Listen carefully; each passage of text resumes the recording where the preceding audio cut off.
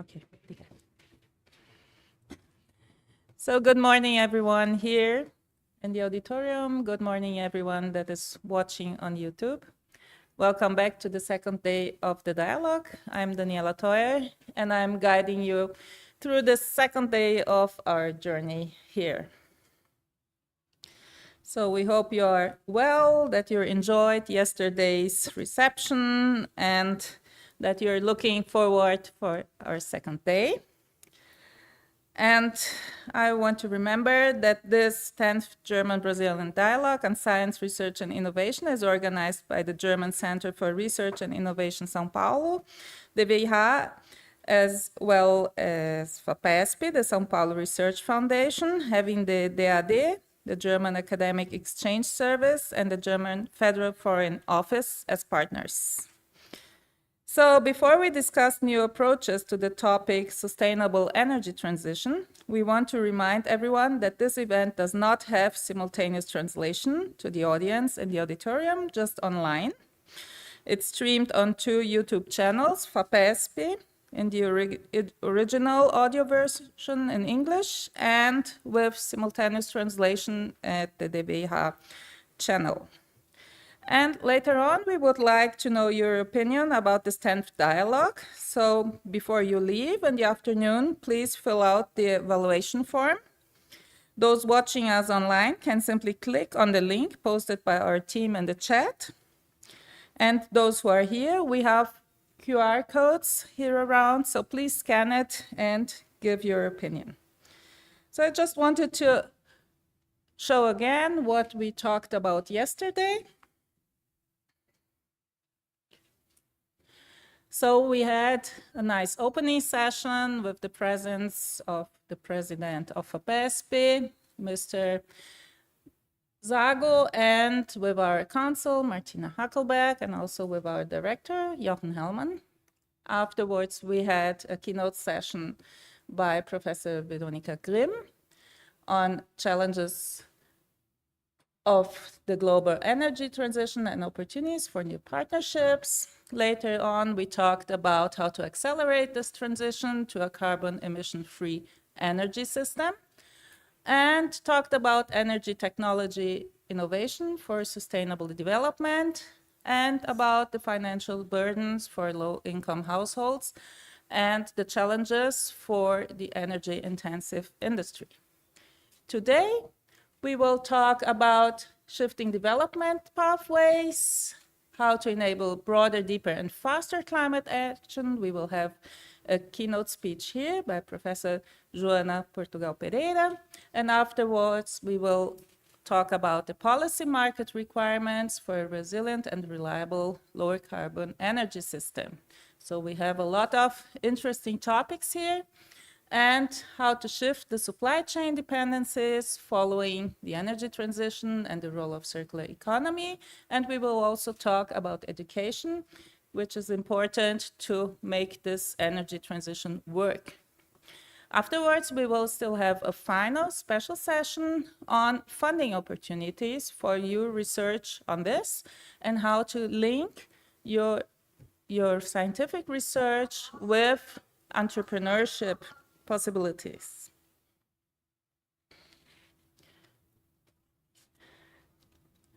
So just to remember how this was, I hope you liked our slides. We put a lot of energy in that too. And we will go to today's session.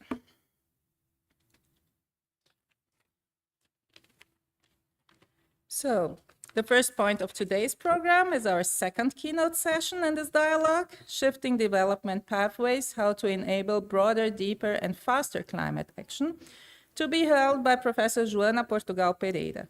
She will have 25 minutes for the presentation, and this session will be presented by Professor Euclides da Mesquita Neto.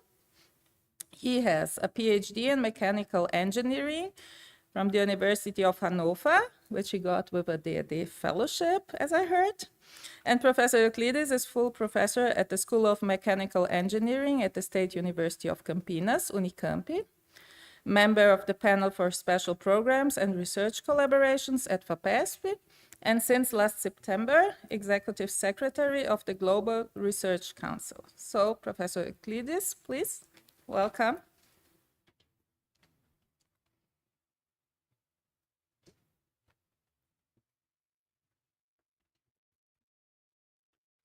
So, good morning to you all.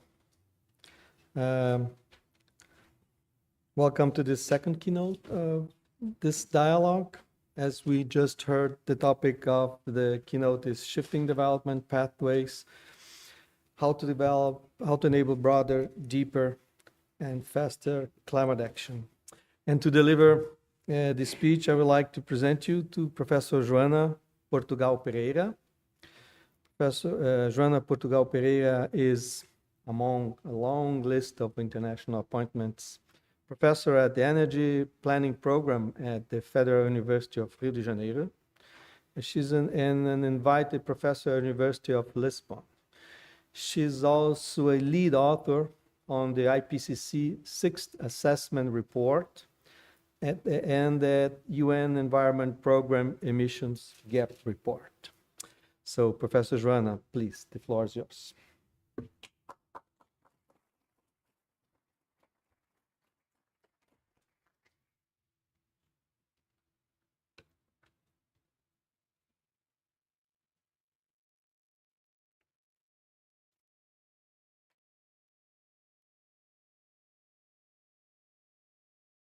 Well, good morning, everyone, here in the room and in the online YouTube modern digital versions.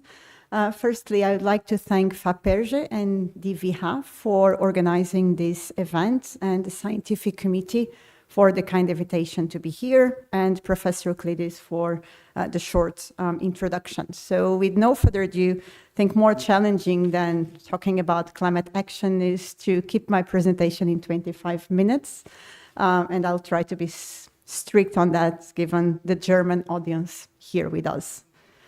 So I organized my presentation in 3 different parts. Firstly, to discuss and to revisit and remind everyone about the urgency that we are facing at the moment. Secondly, discussing the challenge and the opportunities for transiting to a low carbon energy system. And thirdly, how to enable and accelerate, although yesterday's speakers didn't like much about the word accelerating, but I will use it. We need to accelerate the energy transition. So with no further ado, in this figure is a short video from NASA that shows the evolution of global average temperature over time since 1980 up to current levels. And colder areas are marked here in blue. And once the map will turn yellow, red, and orange, means the average global temperature is increasing faster than compared to pre-industrial levels measured as 1950 and 19 years. So what we can see here, unless you are colorblind, is that the average temperature already reached a level up to 1.1 degrees Celsius compared to pre-industrial levels. And something that I would like to highlight here is we are talking about 1.1 in terms of average, meaning then we have hotspots.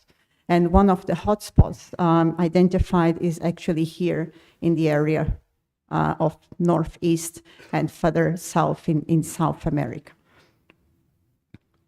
So I have this simple figure. I used to show it to my students, saying that the atmosphere is like a bath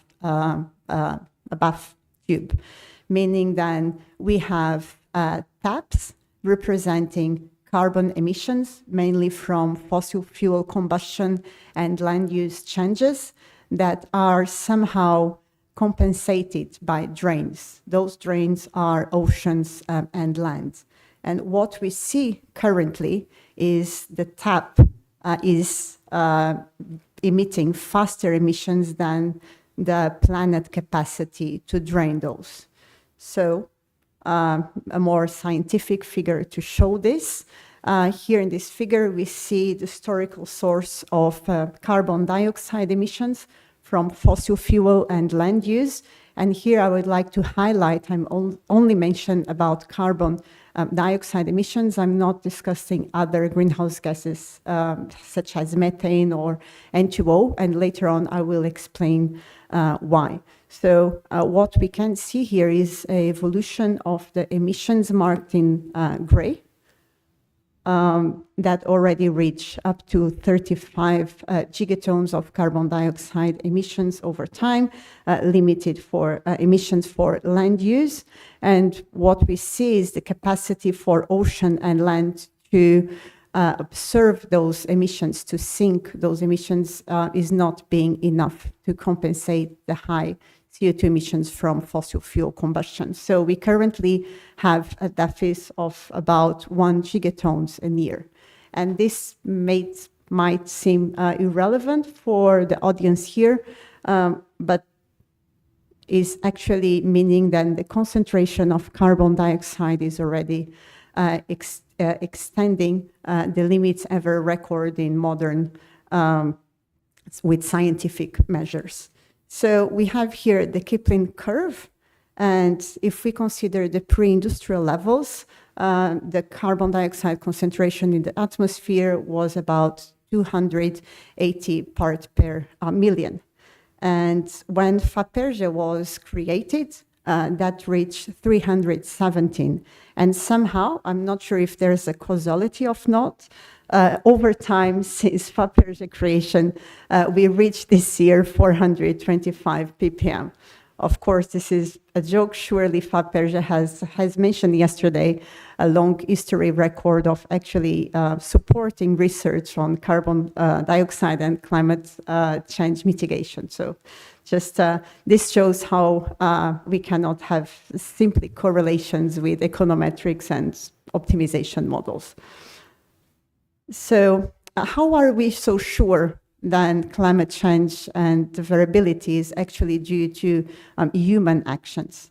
What was shown in the IPCC report for Working Group 1 that deals with climate science, published in 2021, that's actually unequivocal. We know for 100% sure that the climate impacts and others that we are already observing are due to increasing carbon dioxide emissions from human actions.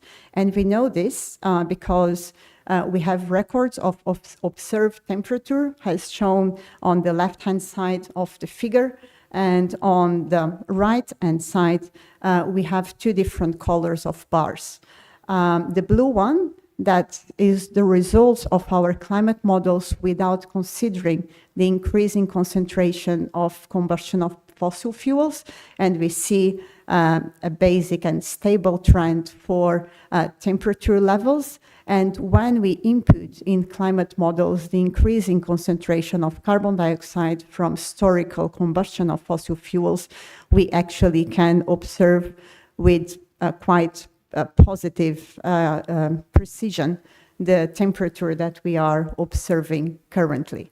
So climate change is not due to changing in the planet rotation, is not due to changes in the sun or the galaxy. Is actually due to our human action and over combustion and consumption of fossil fuels. And the impacts are already being observed. So some people in the audience may think it will happen in the next generation. Is actually happening now. The latest report of IPCC shows that in all regions, we have negative impacts in terms of crop production, water availability, and other human economic activities. And highlighted here the region of South America and what is observed already in terms of reduction of water security, implications with higher causes of epidemics that affect human health, impacts in terms of food security due to droughts and variability of water precipitation and extreme events. Focusing specifically on Brazil, recently the World Bank and the Brazilian Commission for Municipalities highlighted that over time, the country already lost over 13 billion reais yearly in the last 2 decades due to climate hazards. And over 25% of the more than 5,000 municipalities in Brazil reported somehow any kind of climate-related event. And on the right-hand side, we can see that drones are the costlier climate hazards observed. However, the impacts of flooding if either coastline or in riversides are the most deadly events. And everyone still have a good memory of the disaster we had early this year here in São Paulo state. So you may be thinking, what's the difference between half degree? We are already in 1.5 degrees Celsius, as I showed. We can actually cope with that. I'm not sure if ever of you here in the room faced any climate disaster were somehow directly affected by it. But what we see thinking about climate future and impacts is half a degree, 1 degree makes all the difference. What I show here in the figure is the probability in terms of frequency, or this means the higher occurrence and happening of climate events and its intensity in terms of extreme heat waves, in terms of flooding, and the impacts in terms of drones for food production. So on the left-hand side, marked in red, we can see then if we think about the 1.1 degrees Celsius or the 4 degree Celsius in the worst case scenario, we have a 40 times, 40, higher chance of having a heat wave, and that heat wave will be much more intense, having temperatures that will reach 5.3 degrees Celsius rather than the one considered in 1 or 2 degrees. And if we are in our comfortable house or office and we can just increase or decrease the air temperature 1 or 2 degrees, that won't make a big difference. But for lower income people who can't afford that, or even for plants and animals that don't live under aircon conditions, that makes all the difference. Also very relevant for agriculture and how the sector in Brazil is already being affected by lower productivities and changes in land use, and how it will compete in future with other uses of land.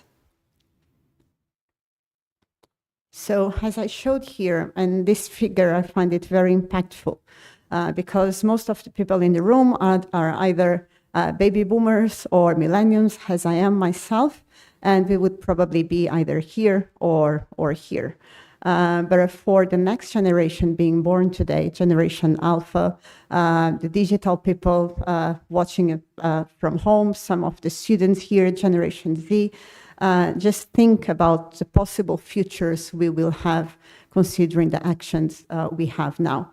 So a key message I would like to leave today is the climate change is already happening. So it's not something that the next generation will have to deal with. So we have a big challenge ahead. In our climate mitigation models, integrated assessment models showed yesterday by Professor Roberto, we work with constraints in terms of carbon budgets.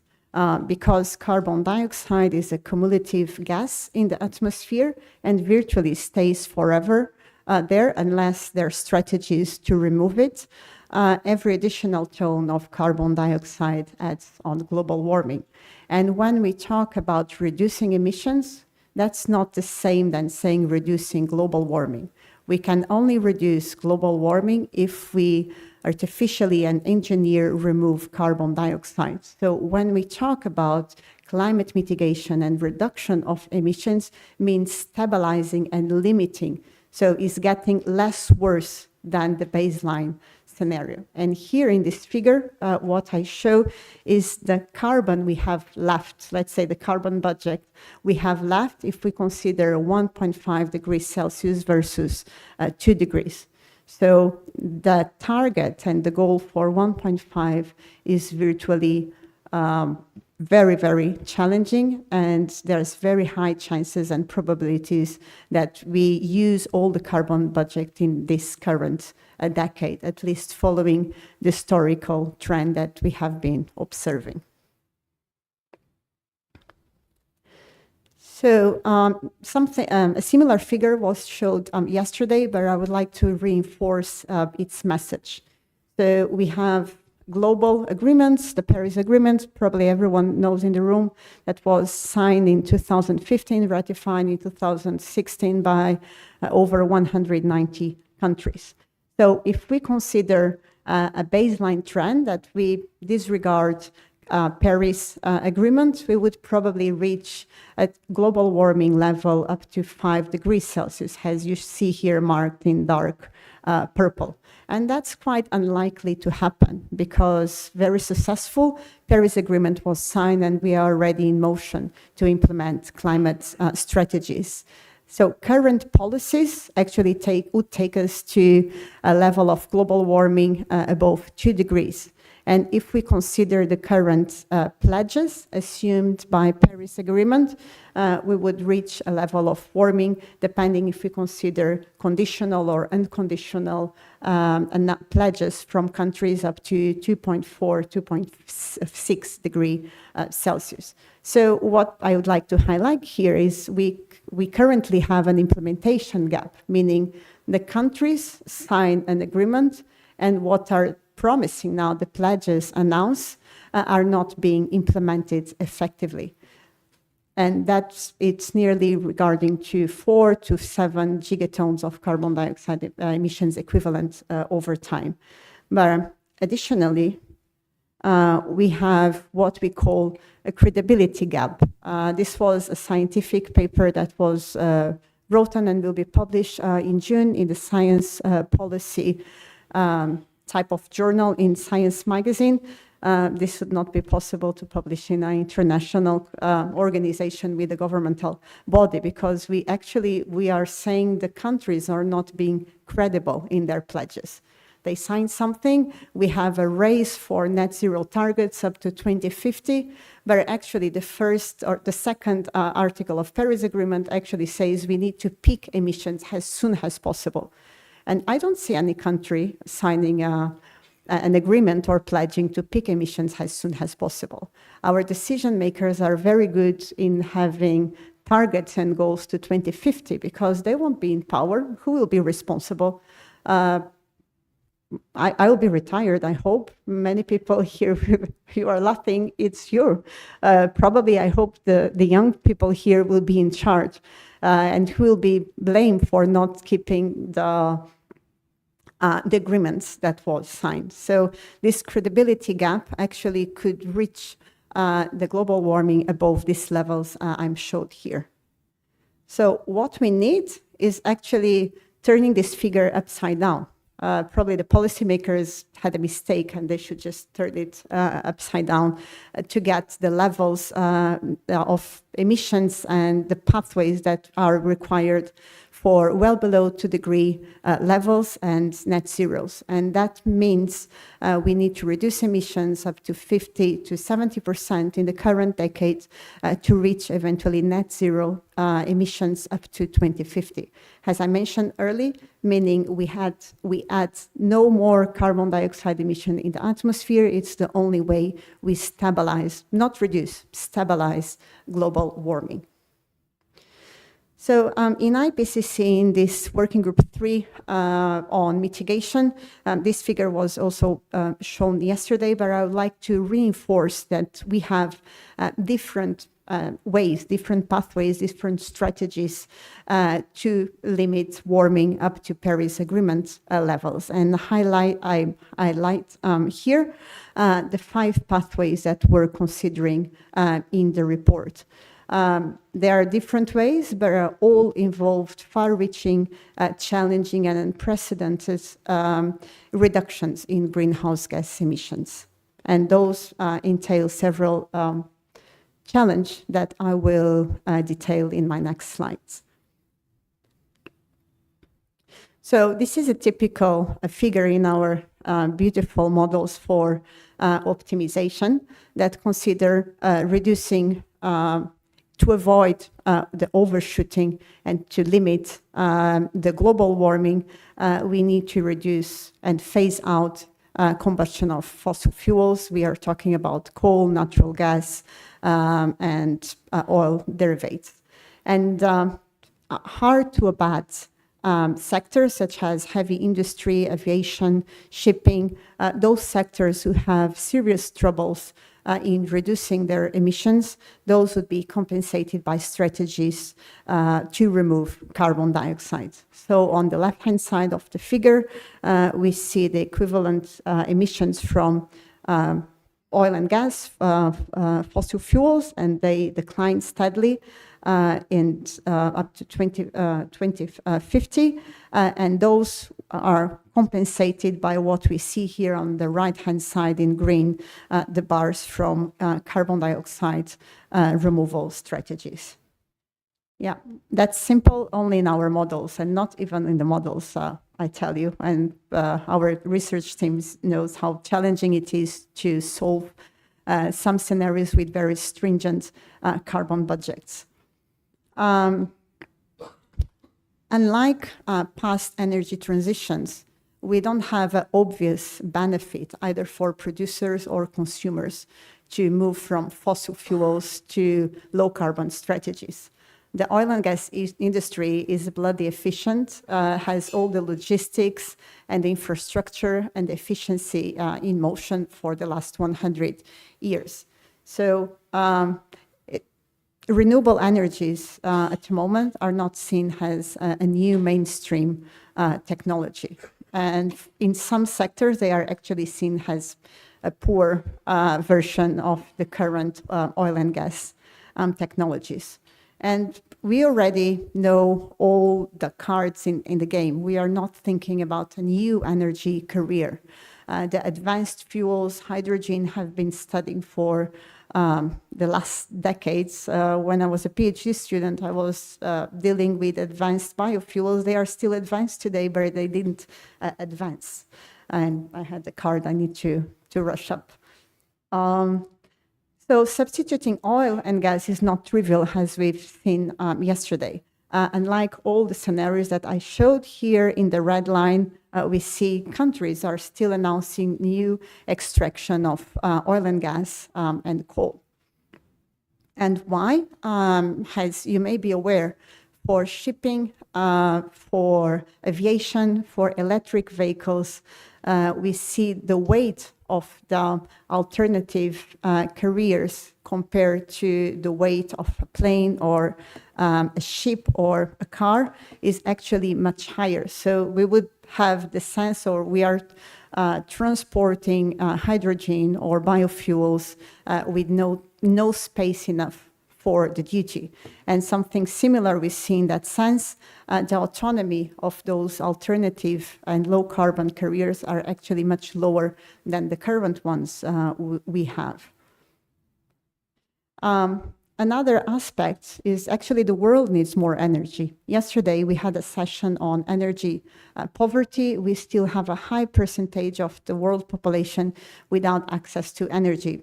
Fortunately, not here in Brazil, but in Africa and other developing regions in Asia. So even scenarios that considered low carbon and stringent carbon emissions, as we see here, the illustrative mitigation pathway GS, we actually see an increased energy consumption.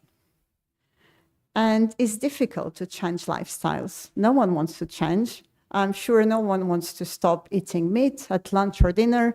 No one wants to stop riding and driving the comfortable car we have. So when we consider life changes, we don't consider the internal inertia than we have. And actually in Brazil, we are, compared to other countries, surveys show that we have a higher higher conscious, environmental conscious, let's put it this way, compared to other regions, probably because the disasters we have seen last years in the Amazon region, but there's a green gap, as it's called. We are concerned about climate change in Brazil. Over 80% of the population is concerned about climate, but then if we assume that our actions are responsible for that, nearly less than 10% of people actually assume that. So this is called the green gap. And I'm not a psychologist, I'm not a sociologist, but I heard from colleagues this is the major challenge we have compared to the previous ones I already mentioned. So good news here. The cost of renewables and batteries have fallen steadily. This week, the International Energy Agency just announced solar PV is surely the most cost-competitive energy source compared to renewables and compared to other fossil fuels. So as a consequence, we see here the expansion of installed capacity of different sources is increasing steadily. And it also provides economic development opportunities in terms of green jobs and much higher than equivalent nuclear or options for carbon capture and storage. However, as highlighted yesterday, the rapid deployment of clean technologies required significant consumption of materials and minerals. As we see here, compared electric vehicle to a conventional one, we have 4 times higher consumption of minerals and materials than the conventional ones, and something similar we see for offshore wind, onshore solar, etc. And if we consider the current scenarios for expansion of low carbon technologies, for instance, in a net zero scenario of the International Energy Agency, we see steadily increase of consumption of materials. And if we cross-check those numbers with the current reserves known for cobalt and lithium, we actually see we don't have enough resources. That's showed here in the red bar here. So we need to consider future technologies. We need to consider and rethink about our current recycling options and potentially implementing new and advanced technologies and higher rates and efficiency of recycling methods. We can actually reach eventually to something that can cope with the current known reserves we have in the planet. But that's not all. As showed yesterday by Veronica in yesterday's keynote speaking, we have a constraint about public goods. We are moving from oil and gas dependency to a mining dependency. And 70% of those minerals are actually in areas currently classified as indigenous or peasant land. And here in the Amazon, the map is too slow. I can send you this article later on, but it's something to consider here in the region. Lastly, okay, time is over. Just yesterday, there was several presentations about bioenergy, and we also consider it in our models. However, the challenge is so large that to compensate current trend emissions, our models show we would need up to 15 times the Germany size. That means 5.5 million square kilometers in terms of bioenergy to be used for advanced biofuels or carbon dioxide accumulated with bioenergy means BACs.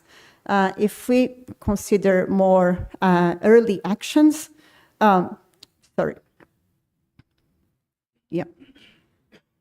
So if we delay actions, the challenge is even larger.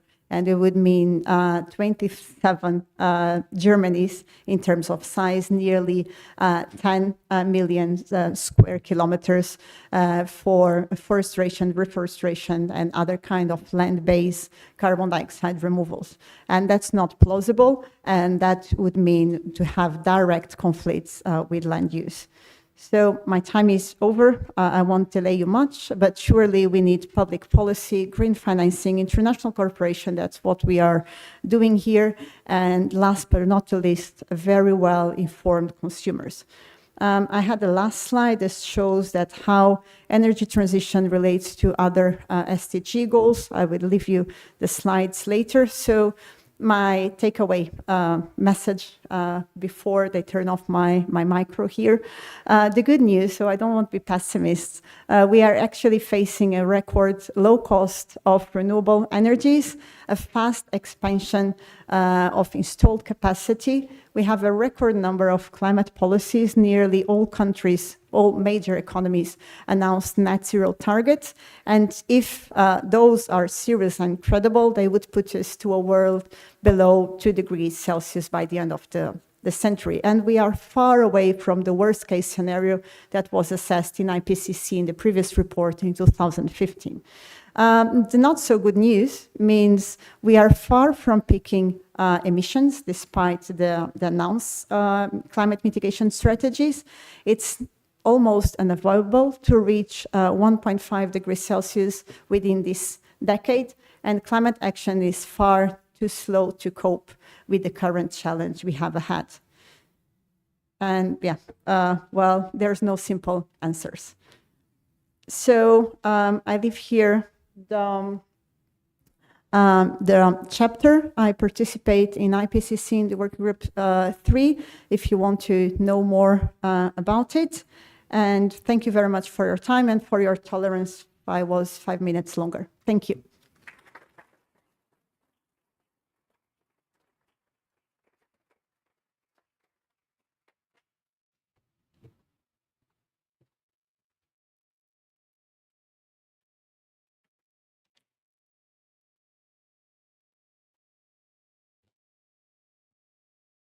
Thank you, Professor Joanna, for the very optimistic approach here. I enjoyed that. So we had this nice presentation on energy and climate change, and we have a few minutes to discuss the topic. So let's start giving the floor to the audience. If you have questions, please raise your hands and you'll have the mic.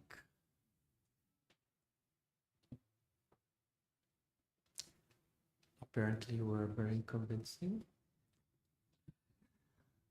So do we have a question over there, please? Yes, so good morning. Thank you for the presentation, really excellent.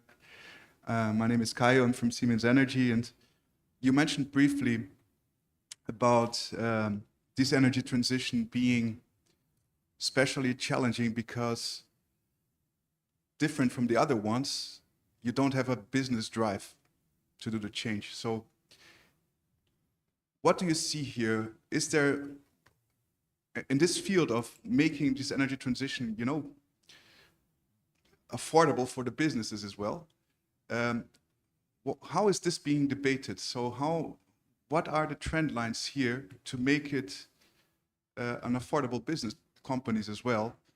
Because it will be necessary. I mean, the main challenge is how can we turn it into a feasible business, because else it won't be possible. So on top of the technology challenges and the raw material challenges, we have this challenge of making a business out of it. How are discussions in this direction, your perception?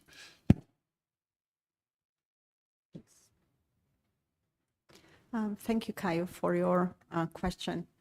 Again, I don't have an answer. Surely we need feasible business models, and we have a big distortion in the market. We are not actually paying the right price and the real cost of fossil fuels, of our food that we have in our plates.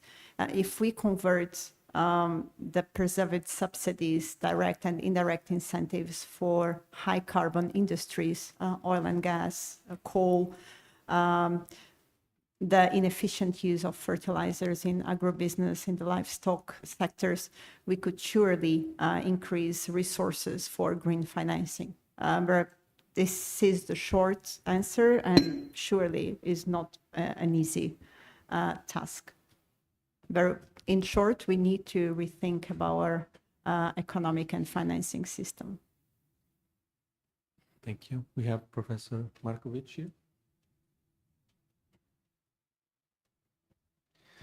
Well, first of all, thank you so much for your excellent presentation. And the question has to do more with governance, so I just wanted to know your thoughts. When we compare the Montreal Protocol with what is being done in the greenhouse gases emission, what we discuss among governance researchers is the fact that we put together so many gases make more difficult what Caio just asked. I mean, to position ourselves regarding each one of those strategies. And I wonder if we shouldn't, in some way, begin discuss separating each one of those gases in a way to help the social actors to move. Because when we move in CO2, it is told that in methane, it's not enough. And so we become, when you discuss the psychological and sociological aspects, this makes things difficult for the social actors. I know that this is not the focus of your presentation, Joanna, but I think that you have been engaged with many other researchers on this issue. So if you could share your thought, thank you very much. Thank you, Professor Jack, for the question. I thought several times why previous protocols were successful and the Kyoto Protocol was a failure and Paris Agreement is challenging. And the short answer is we were dealing with different environmental impacts. We were dealing with air pollution and short-term and local impacts, while greenhouse gases and climate change is a more mid-long-term action and has global impact. So there's no direct correlation between one and another, and there's a longer time lapse compared to air pollutants that were successful reduced for the Montreal report. In terms of considering other greenhouse gases rather than simply carbon dioxide or methane, in previous COP in Glasgow, the global methane pact actually considered to reduce methane emissions specifically to reinforce the need of consider separately other greenhouse gas emissions. So I think it's one way forward to move because the challenges are very different. The emission sources are mainly come from land use and livestock and agriculture. Thank you. We have one more question. Could you introduce yourself briefly, please? Okay, thank you, Euclides. Joanna, congratulations for our... Are you hearing me? Okay. I am Luis Horta from NIP, Unicamp, and Itajuba University. I really appreciate your presentation, very clear and teasing towards the climate change question. But I was wondering if some international organizations are presenting so different numbers that you presented regarding basically bioenergy. And as you know, the world is not Germany. We have in the world able to introduce sustainably bioproduction of bioelectricity and fuels more than 13 billion hectares. And according to IRENA, for instance, the projection that they did to 2050, the amount of bioenergy should be multiplied by 6. Okay, so how to harmonize these clear projections toward increase the bioenergy production globally, but basically in developing countries, in wet tropical countries, not in Germany. And your numbers, please. Thank you, Professor Horta.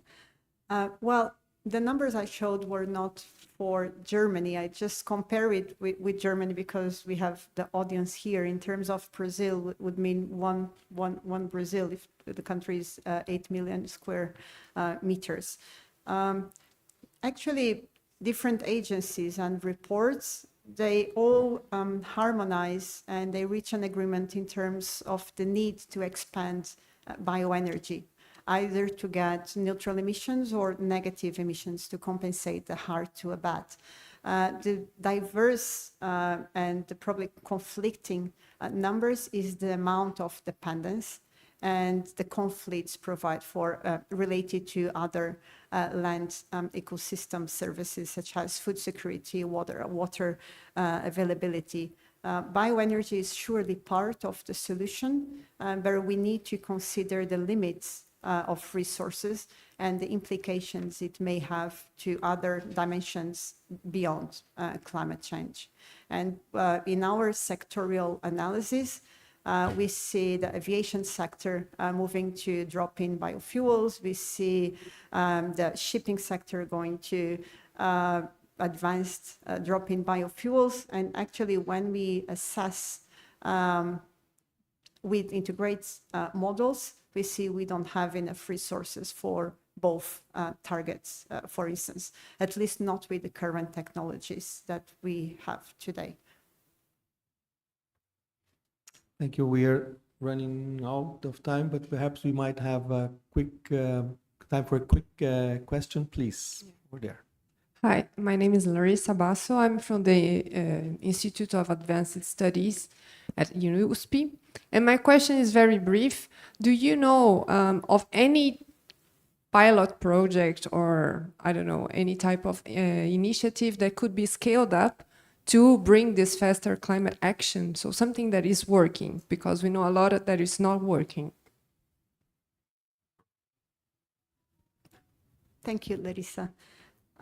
We have many technologies already working. A good example was yesterday presented in a section is actually the ethanol market and how it can be scaled up to produce advanced biofuels, either in routes from ethanol to jet or for shipping. It's a matter of scale, not the technology per se.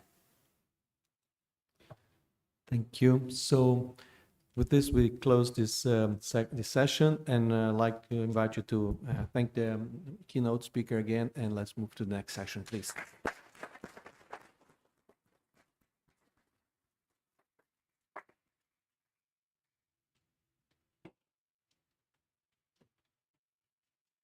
So thank you, Professor Euclides and Professor Joana.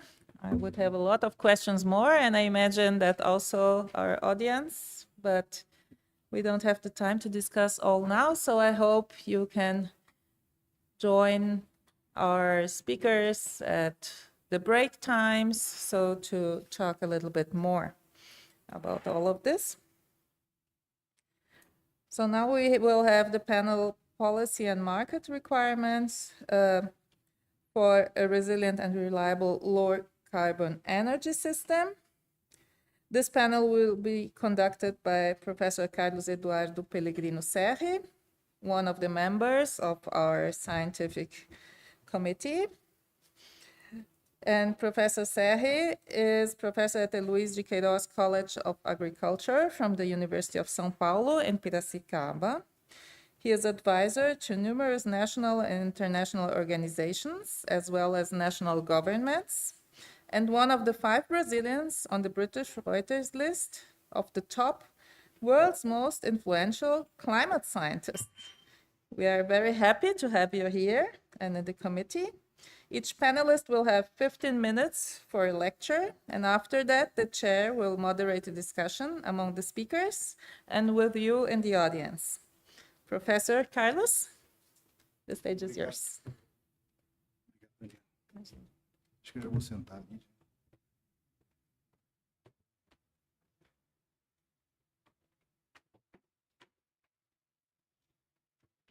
Good morning, everybody. Nice to see you again. Thanks for coming in our second day of this, in my opinion, brilliant meeting.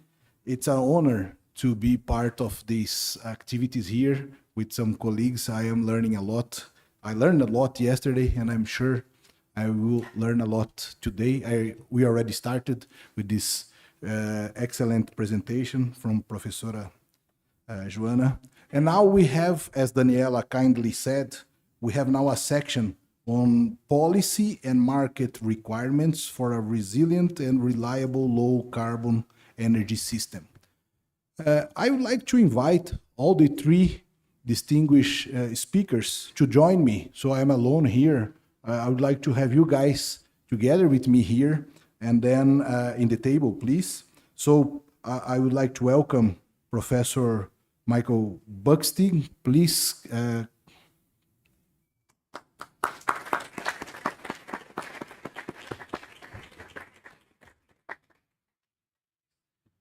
Also, Professor Ricardo Rutter, please join us.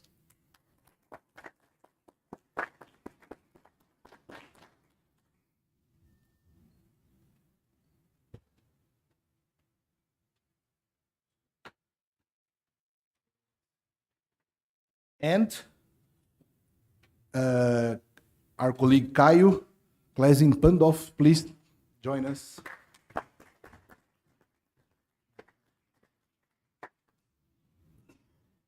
So now I am not alone anymore.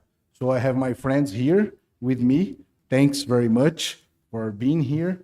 And I did prepare a small, very small summary of your careers. And I would like to briefly, it was hard to do a resume from all these activities, but we would start, if you agree, with you, Professor Buxtig, for your 15 minutes. And Professor Buxtig is Assistant Professor of Business Management and Energy Economics at the University of Hagen.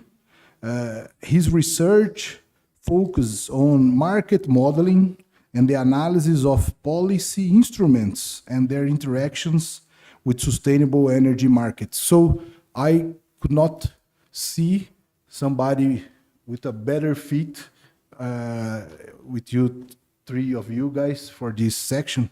So please feel free to use your floor for the 15 minutes talk. Thank you. Just check.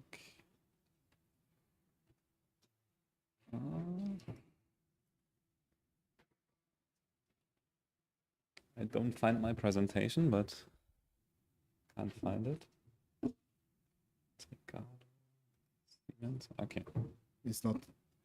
it's not there. Yeah. Did you put there yesterday, right? Yeah. I remember. So the presentation is not here. I would suggest, Yeah. can we change the order? Yeah, of Because course. then it's during easier. these 15 minutes, it was there in the computer. Maybe we have to transfer here again. Yeah. Is that okay with you? Yeah. Oh, there it is. Okay, so Okay. we don't need to change order. Let's check if it's okay. Seems to work. Yes. looks You kindly send us days before, so you were Yeah. in advance, and now, so Okay, I cannot see the slides here. So can you also duplicate it on this screen, or is it?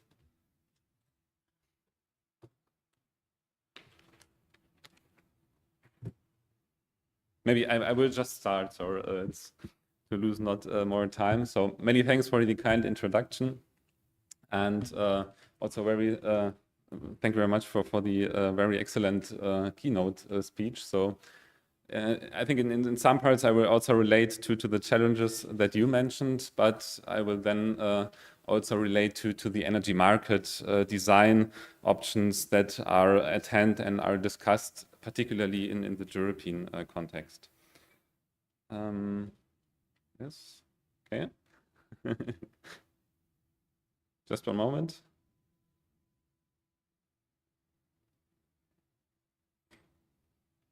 Okay, now I can see the slides as well. So yeah, maybe to briefly give you an overview over the European energy markets here with the focus on electricity markets. So in Europe, we have a sequence of deregulated markets, starting with derivative markets via spot markets and ending with close to real-time markets. And markets are moreover harmonized based on a zonal pricing approach in Europe. So national power markets have been gradually integrated over the past decades. And a further main aspect of the electricity markets is the emissions trading scheme, as we already heard yesterday, which caps the emissions for the power sector. And the emissions trading scheme is moreover complemented by national renewable support mechanisms. So this was just to give you a brief overview. And now let me motivate my talk.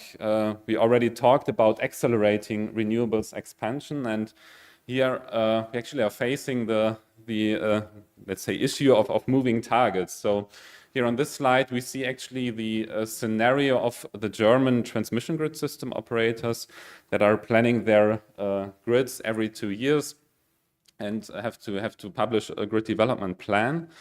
And if we look at the past plan from the year 2021, in this plan, they expected an increase of the renewable capacities with the focus on wind and photovoltaic by almost 100% until 2035. And now in the most recent grid development plan, they actually state that this is the first grid development plan which is on track of the 1.5-degree scenario. We now see that we will have to increase the renewable capacities by more than 500% to reach targets. And yeah, a side effect of accelerated renewable expansion targets is that we need an increased expansion of infrastructure. And if we then look at this figure, so here on the right-hand side or in the right part of the graph, we see the gray bars. So the dark gray bars, this is actually the needed annual transmission grid expansion and reinforcement in Germany based on the previous grid development plan, 2021. And now with the updated accelerated renewable expansion targets, we will have to increase the grid expansion and reinforcement, amounting to roughly 900 kilometers of transmission lines per year. And if we then look at the blue bars in this figure, these actually show the past grid expansion that the German transmission system operators managed to do in the past decade. And this actually amounts to roughly 200 kilometers per year on average. This is actually just to show the challenge that is ahead, so quite ambitious challenge. And one of the main questions that I'm regularly asking myself when I see such figures is how can market design support in these regards? So after this brief motivation, I would like to focus on 3 aspects in my talk. So I would like to talk about local incentives, about coordination and participation, particularly of consumers. So in the context of local incentives, when we look at renewable support schemes in Europe, these are mainly output-based, meaning that the kilowatt hour produced is rewarded. And this actually motivates that investors maximize the energy yield, but do not minimize the system costs. And so in the past, we saw that, for instance, wind turbines were mainly allocated at the periphery of the European continent. So here on the left-hand side, we see areas with very high wind yields marked in red, and these are the areas where wind turbines have mainly been allocated. And this actually increases the need for transmission grid expansion, as we have seen before. And one way to actually reduce grid expansion is the spatial diversification of wind turbines. I looked into this aspect some years ago with a focus on generation adequacy. So there are several advantages that come along with the diversification of wind turbines. We can reduce the need for conventional backup capacity that is needed to balance the infeed, but we can also reduce grid expansion needs, which was analyzed by colleagues in 2017. And if we then look at some market design options that are debated in the European context, At the European level, actually, there are several instruments, and one of the instruments is contracts for difference that is proposed to support renewable expansion in the future. And there is also a debate about further developing this instrument. So-called yardstick contracts for differences or financial contracts for differences are discussed, and these actually aim to decouple the support of the renewable energies from their actual output. Without going into the details, actually the main issue remains that there are local disincentives. So based on this instrument, wind turbines would still be mainly located in areas with high wind yields. And so a solution can be a more granular locational pricing. There's a long debate about this in the academic literature and also in Europe and in other parts of the world. And so we could move to nodal prices, which then would actually lead to locational incentives and incentivize diversification. There are other options like locational grid tariffs, or also creating smaller market zones in the European context. So the main point here is actually that when thinking about new instruments for supporting renewables or other technologies, we always should keep in mind the locational incentives, because actually when creating consistent locational incentives, we can also reduce the grid expansion needs and contribute to the ambitious targets that we saw in the introduction. This actually likewise applies to the expansion of flexibilities needed to balance renewable energy sources. So this is just an example for electrolyzers. So in Europe, there are quite ambitious targets for expanding electrolyzer capacity.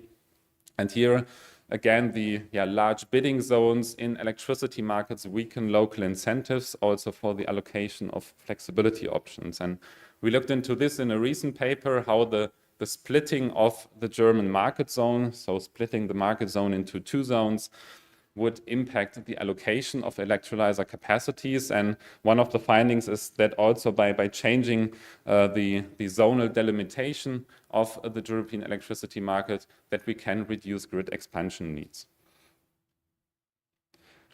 Again, in the context of the European market design debate, there are instruments that are discussed to support low carbon technologies with carbon contracts for difference. So quite similar instruments as the contracts for difference discussed before. So here actually the CO2 price would be the underlying, and this actually still leaves the problem that we have no locational incentives for the allocation of electrolyzer capacity.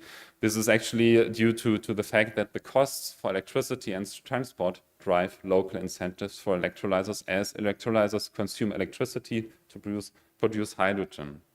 And here again, nodal prices in electricity markets can provide locational incentives. There are other options like differentiated network charges or also smaller bidding zones, as we looked into in the paper I mentioned before. So again, different design options focusing on locational incentives that should be put into context with the new instruments that are discussed for supporting renewable energies and also low carbon technologies. So let me come to the aspect of coordination. So here I would like to focus on the instrument of capacity mechanisms, because actually in Europe this provides a quite heterogeneous picture. So the maintenance of security supply and generation adequacy in particularly also gained importance during the last year, during the energy crisis. And when we look at the status quo of capacity mechanisms, there are some countries having capacity markets, some having other instruments like strategic reserves, and there are still a lot of countries having no capacity markets, shown in violet in the map at the left. And some years ago, we looked into the impacts of this asymmetric implementation of capacity mechanisms in Europe on generation adequacy. And actually in the long run, a lack of efficiency and investment incentives in countries having no capacity markets lead to adequacy problems. And so we discussed actually several design options. One design option would be a Europe-wide capacity mechanism, which may be politically difficult to enforce. And so we discussed second best options. So a coordinated capacity mechanism with a joint sizing of capacity requirements, also based on a common adequacy level. And so actually, resulted from the clean energy package of the European Union. There is actually a first step into this direction with European-wide adequacy assessment that has to be performed by the transmission system operators. I think it's also every 2 years.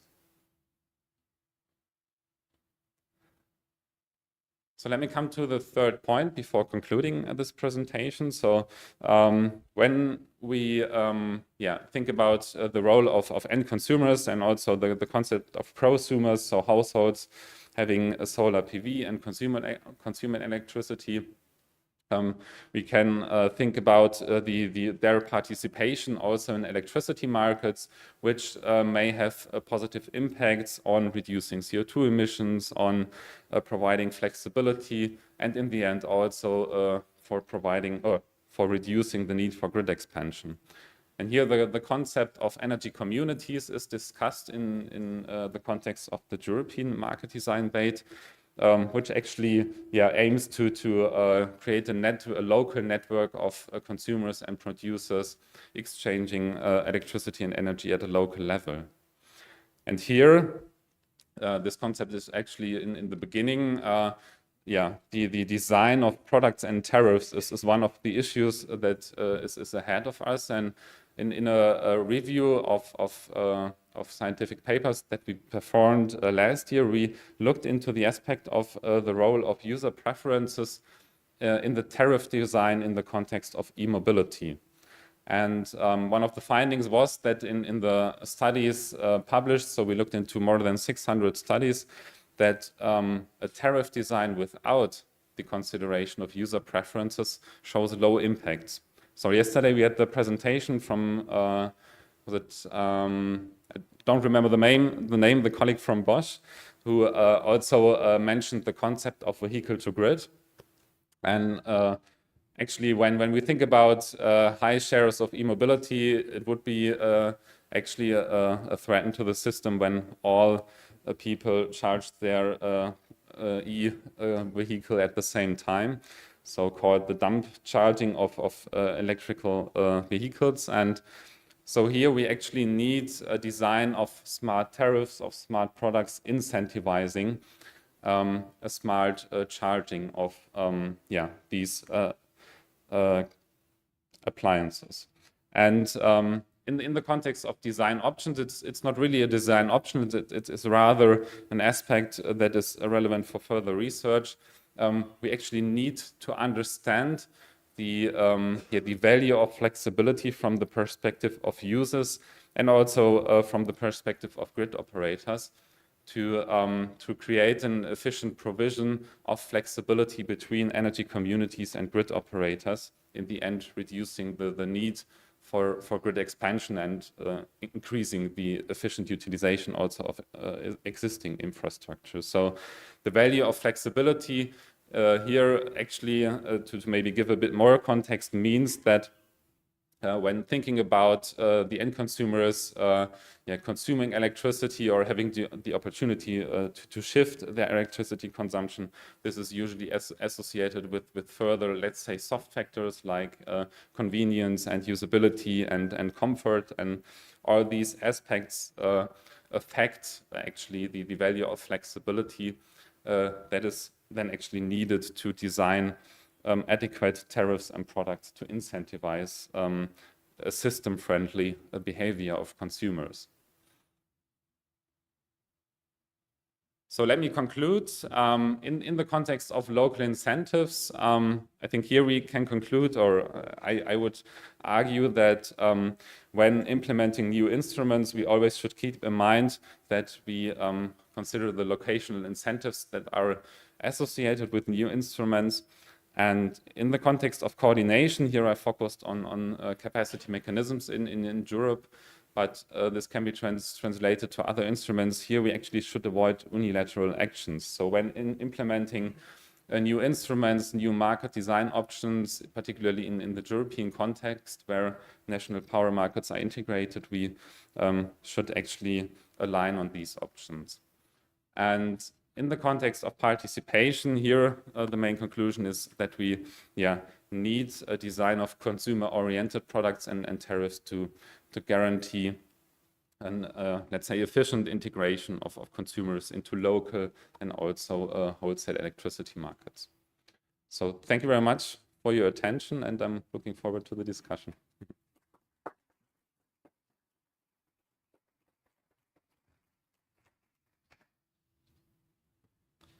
Thank you very much, Professor Buxted. It was very clear and just on time. Congratulations.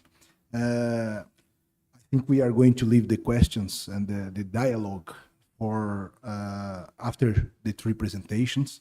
So, but it was excellent. Thank you very much. I would like to please ask Professor Ricardo Weichert, and also your CV is too long and with lots of it was hard for me to make it short, but I'll try. So Professor Ricardo Weichert is a full professor of the Solar Photovoltaic Lab at the Federal University of Santa Catarina here in Brazil. He holds a PhD from Department of Electrical and Electronic Engineering from the University of Western Australia. And he was, I think was interesting to say that among your vast list of important achievements, but he was a fellow at the, Fraunhofer Institute of Solar Energy Systems in Freiburg, Germany. So you already have, and we know that, a large and a long collaboration with Germany. So it's a pleasure to have you here. And please feel free to use your 15 minutes. Thank you, Professor Carlos Serri, for the invitation and the introduction. Also, thank you, Professor Markovic, for having me here today. I want to put together a context here because this session on policy and market requirements, yesterday I heard a lot of things about new technologies that are kind of struggling to enter the market. We heard from Volkswagen that the electric vehicles might not be suitable for the Brazilian market, and I strongly disagree with that. I'm going to show. I don't see many of the people who were here yesterday, unfortunately. But photovoltaics, because I heard this story before. That's the main point here. Photovoltaics, electrochemical energy storage, batteries, electrical mobility, electric cars, and hydrogen, green hydrogen. All of this correlates to photovoltaics, and that's the point I'm going to try to make along these next 15 minutes. I might go a little bit over time, I'm afraid. Photovoltaics is not a new technology. It is 10 years older than myself. And when it first arrived, the space race was just starting. So 4 years after the first practical solar cell was introduced, Vanguard 1 went to space. And it was the first satellite, and in those days, satellites were that big, a sphere that big, with some antennas. And satellites used to operate only for about 6 weeks in space, until the primary battery that was powering them was running out of juice, and then they would just turn off, still go around the planet, but not doing anything else. So with photovoltaics, this was completely changed, and also because it has to be very reliable. This is the image of the modern satellite. You now are able to watch us even if you're not sitting here, just because of solar cells, among many other smaller things as well. Mm-hmm. But anyways, when we compare photovoltaics with other energy generating technologies, and this is some maybe new information that I'm bringing to you today, the potential is huge. It used to be very small, it's growing very fast, it's going to be dominant in the coming decades. So I like to make this comparison with Itaipu, our largest power station in Brazil. It generates about 15% of the electricity we use here. It occupies, it floods an area which is 3 times as big as the island I'm coming from. It's 3 times bigger than Florianopolis. And if I were to cover the whole Itaipu Lake with photovoltaics, then I would be able to generate more than 70% of the annual electricity this country consumes every year. Far from suggesting that, I'm just wanting here to give you some perspective and show you some numbers on the potential. But there are some people very serious about that. So floating photovoltaics, floating PV, is a growing trend. But the major reason for that is basically this number here. So the world, over nearly 70 years since the first solar cell, has now 1.3 terawatts of photovoltaics installed.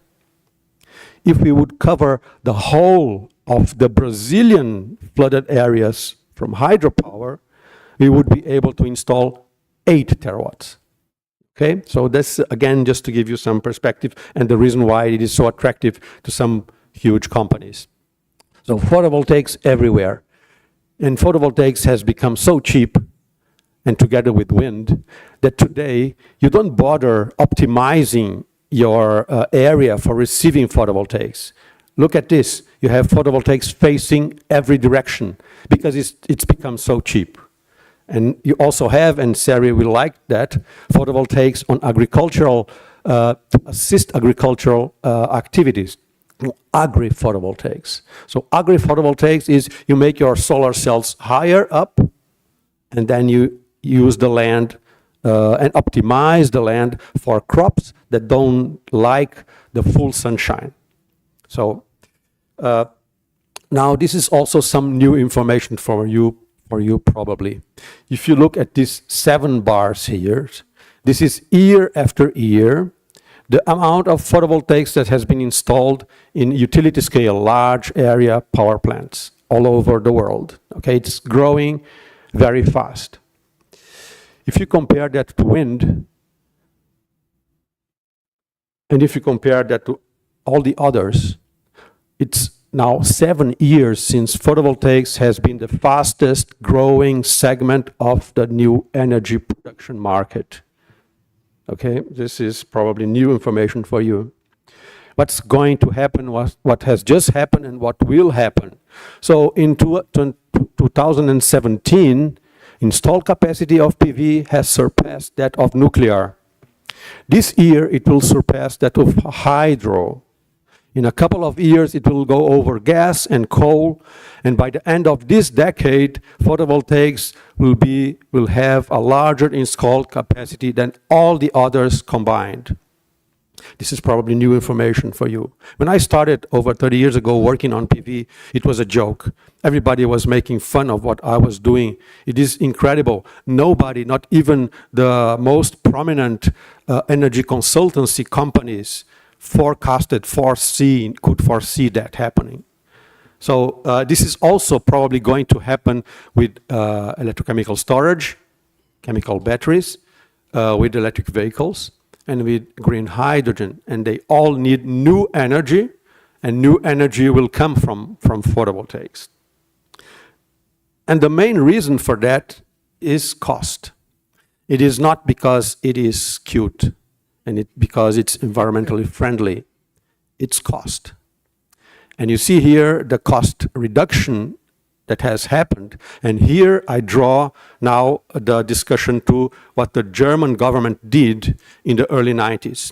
And this is the time that I was spending there at the Fraunhofer Institute in Freiburg in Germany. I lived there for just over a year when this was happening. 1,000 Dächer program, 1,000 roofs. And then this was 1993. 1999, 100,000 Dächer program, 100,000 roofs. Brazil took a long while to wake up to this technology. what we heard here about electric vehicles yesterday, I heard about 15 years ago from our Brazilian Ministry of Mines and Energy, who shall remain nameless. I won't say who that was, but who told us that PV is too expensive. PV is a rich country technology. And we are hearing that again for electric vehicles here. So with volumes come price reductions, and price reductions and volumes were induced by the German government when it started all these programs. And then in the year 2000 came the EEG, the Renewable Energy Law in Germany, that stopped giving incentives to the capital, to the equipment, and started incentivizing the energy production. And then it all really went up quite a lot. And then also came globalization, when everybody found, oh, it's nice to move everything to China and we get everything very cheap.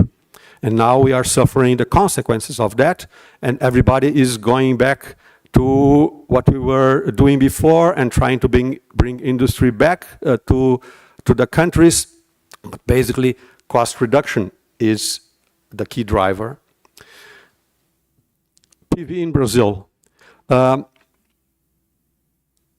About a year ago, photovoltaics was number 5, after wind, after natural gas, after biomass, and biogas. This is sugarcane bagasse, basically, here. So end of the year, it climbed to 3rd, and early this year, it surpassed wind. I have to be honest here, and this is installed capacity. This is not annual energy production. As you probably know, because the sun doesn't shine at night and we have cloudy days, the capacity factor of photovoltaics is about 25%. So in this 13% that you see there in installed capacity translates nowadays into more or less 3 to 4% of annual energy production, but growing all the time. This graph here in the middle shows the breakdown of what is utility scale, large scale, and here is 8.5 gigawatts, and rooftop, and this is 70%. So 70% of the solar energy installed in Brazil is distributed generation on rooftops. And the number here is 28. So this is 2 Itaipus. And Brazil embarked on large-scale photovoltaics only 10 years ago. And Itaipu took 20 years to come online to full capacity. So, and was, as I was growing up, Itaipu was part of the Brazilian foreign debt. And we just stopped, we finally made our last installment of 50 years of paying for Itaipu a couple of weeks ago. And now we have photovoltaics having twice the installed capacity with no government funding, just incentivizing it. Everybody is putting it on their rooftops. And early this year, Brazil is now number 8. Before the end of this year, we'll probably be number 6, surpassing Australia and Italy. So the first PV installation is in our old lab in Florianopolis. It turned 25 years ago last year, so showing how robust this technology is. And it was a equipment donation by the von Humboldt Stiftung, who was my sponsor in Germany when I was there, and it's still operating until now. And this is our new lab, which again, we are getting a huge support from the German government to establish a new green hydrogen lab. So these labs here, all these facilities here were public money, public Brazilian money, usually from the ANEL, the National Energy Agency Research and Development Program. And now this new building, which is going to be dedicated in August this year, will have PV on the rooftop and all the facades. It's become so cheap that even surfaces that are not very getting too much sunshine are being covered with PV. So this is being sponsored by the German government.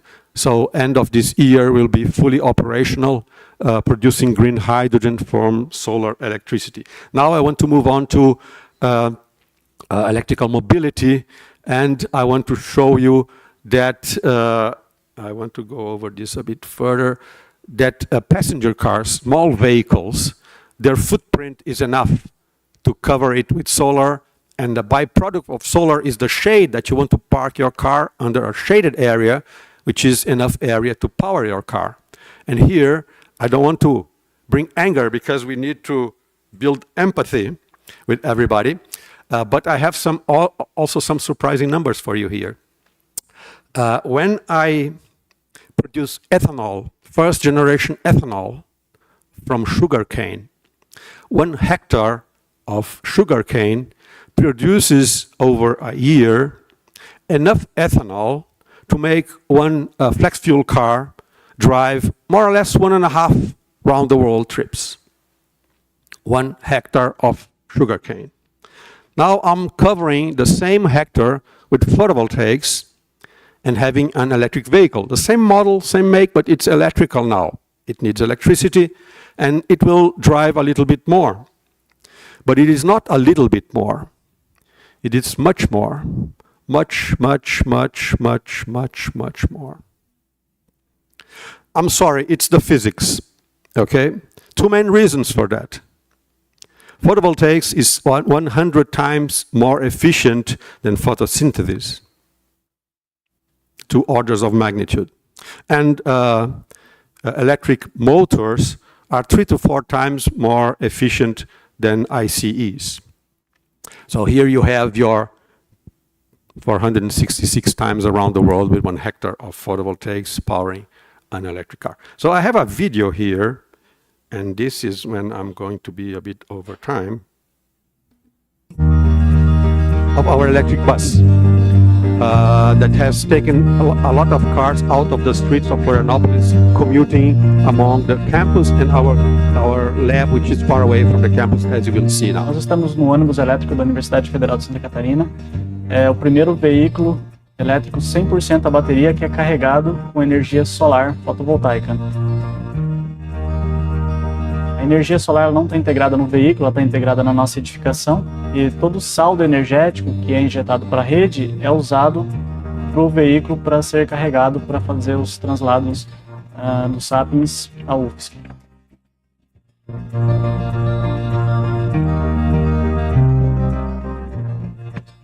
O objetivo desse projeto, esse projeto foi concebido, criado para fazer o translado de alunos e pesquisadores do campus para o Sapiens Park.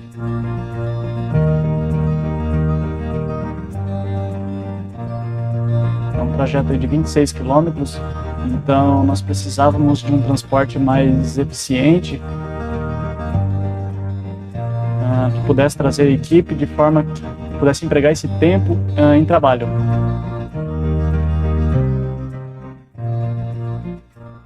Então, esse ônibus ele conta com mesas, todos os assentos têm carregadores, tem tomadas. Então, ele é uma estação de trabalho móvel, né? Ao longo desse trajeto que leva cerca de 35 minutos.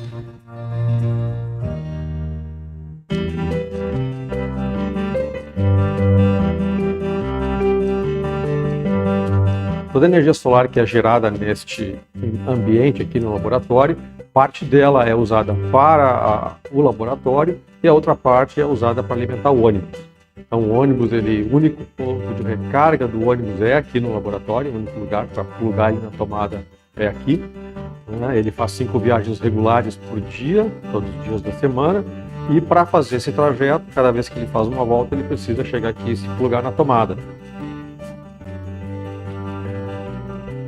E como a tomada aqui é alimentada por energia solar, a gente pode garantir, então, que toda a energia do ônibus, que roda cerca de 5.000 km por mês, ela é toda gerada por energia solar. Então, acho que veículos elétricos, mais especificamente ônibus elétrico, é sim o futuro do país, é o futuro do mundo, e ainda mais quando associado a energias alternativas.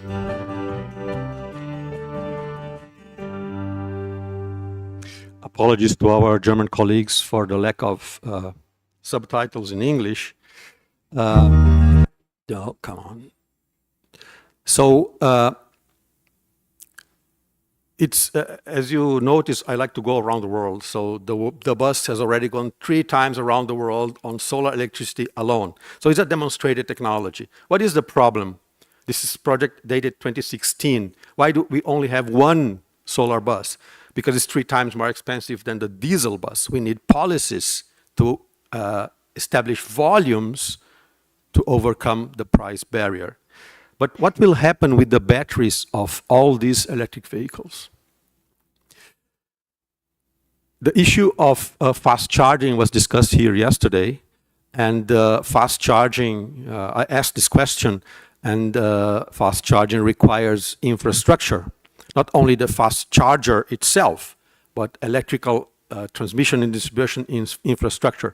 And second life batteries are used in this project here to power a fast charger. So you don't need any infrastructure upgrade. You install some photovoltaics or even the weak grid anywhere, and you have a buffer which is made up of spent second life car batteries, and then you have your fast charger being powered by those batteries. They're a buffer.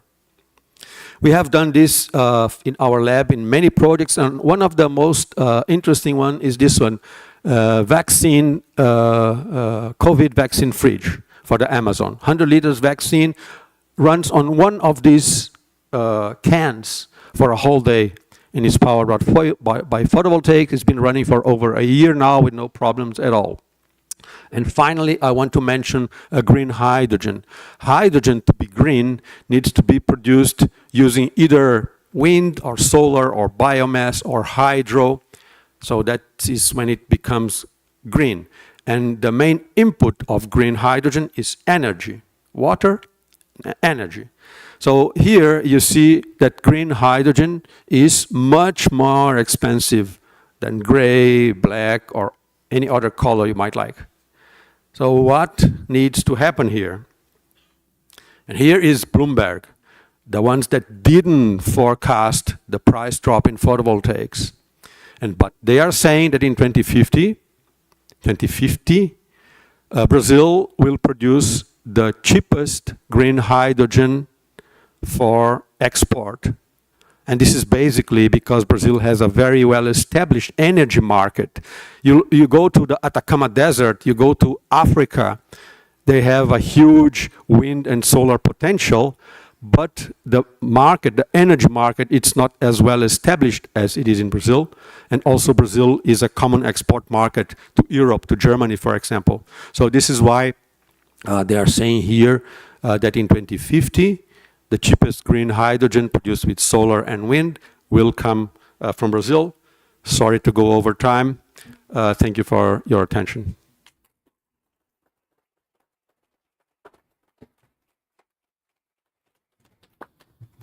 Thank you, Professor Ricardo.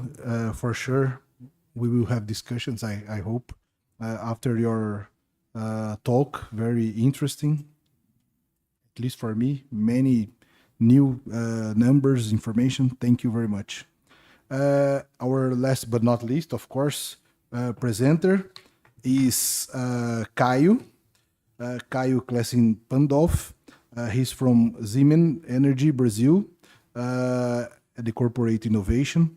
Caio, you also have a very long CV here. You started at the University of São Paulo, which is a pleasure for us in the mechatronic undergraduate course, and you have been there in Siemens Energy from corporate innovation manager, and then manager of corporate strategy, quality, and business development, and now, as I understand, corporate innovation manager. Thank you very much for accepting our invitation, and please feel free to use your 15 minutes. Thank you. Thank you, Carlos, and good morning to everyone. It's a pleasure to be here. Special thanks to DWIH and FAPESP for organizing and hosting this event and choosing the topic of sustainable energy transition, which is one of the most pressing challenges we have today, right? And also for combining public, productive, and academia stakeholders to have this discussion, and cross-border, so Brazil and Germany. I think this is the right way to discuss this topic, so thank you for that. So let me just tell a little bit what's the play Siemens Energy is in here and how is it related to to energy transition? Well, Siemens Energy is a company formed out of a former division from Siemens AG called Gas and Power.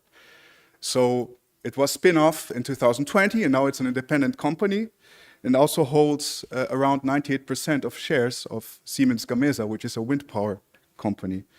So since 2020, we've been very focused on the energy market and the energy transition, which is good because we were a very broad a company with many markets, and now we have this focus on energy, which helps a lot. So the purpose of the company is to energize society.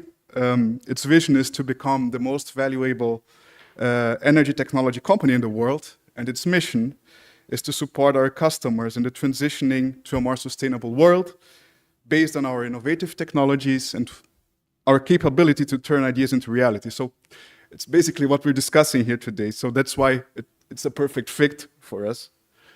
And just for you to know, so we have around 92,000 employees worldwide. We're present in more than 90 countries, a budget of around 1 billion euros in R&D each year.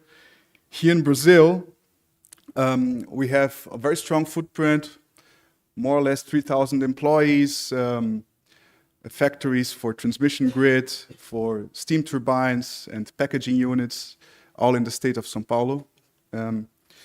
So it's relevant, a relevant business also here in Brazil. Just to understand a little bit about the business, you can explain it in 3 big chunks. So the first one on top is low or zero emission-based power generation. So here we have mainly the turbines, the gas and steam turbines, business and wind turbines. But if we look at the electricity that's generated out of turbines, right? If all of it would be burnt from renewable fuels, half of the emissions of these turbines would be reduced in 1 year. I'm talking about around 40 gigatons of CO2, so it's huge. Yeah?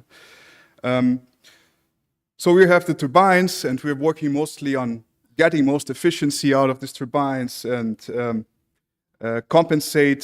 use it to compensate for renewable fluctuations, as well as burning renewable fuel in these turbines. So this is the challenge here, and in the Gamesa side, it is a leading supplier for the wind turbine technology, both onshore and offshore. So it has today a footprint of 127 gigawatt installed turbines, which avoid around 335 million tons of CO2 emissions if we compare it to fossil fuel burning. Then in the middle, to get to the second chunk of our business, it's really about transport and storage of energy. So we have a business area called grid transmission here.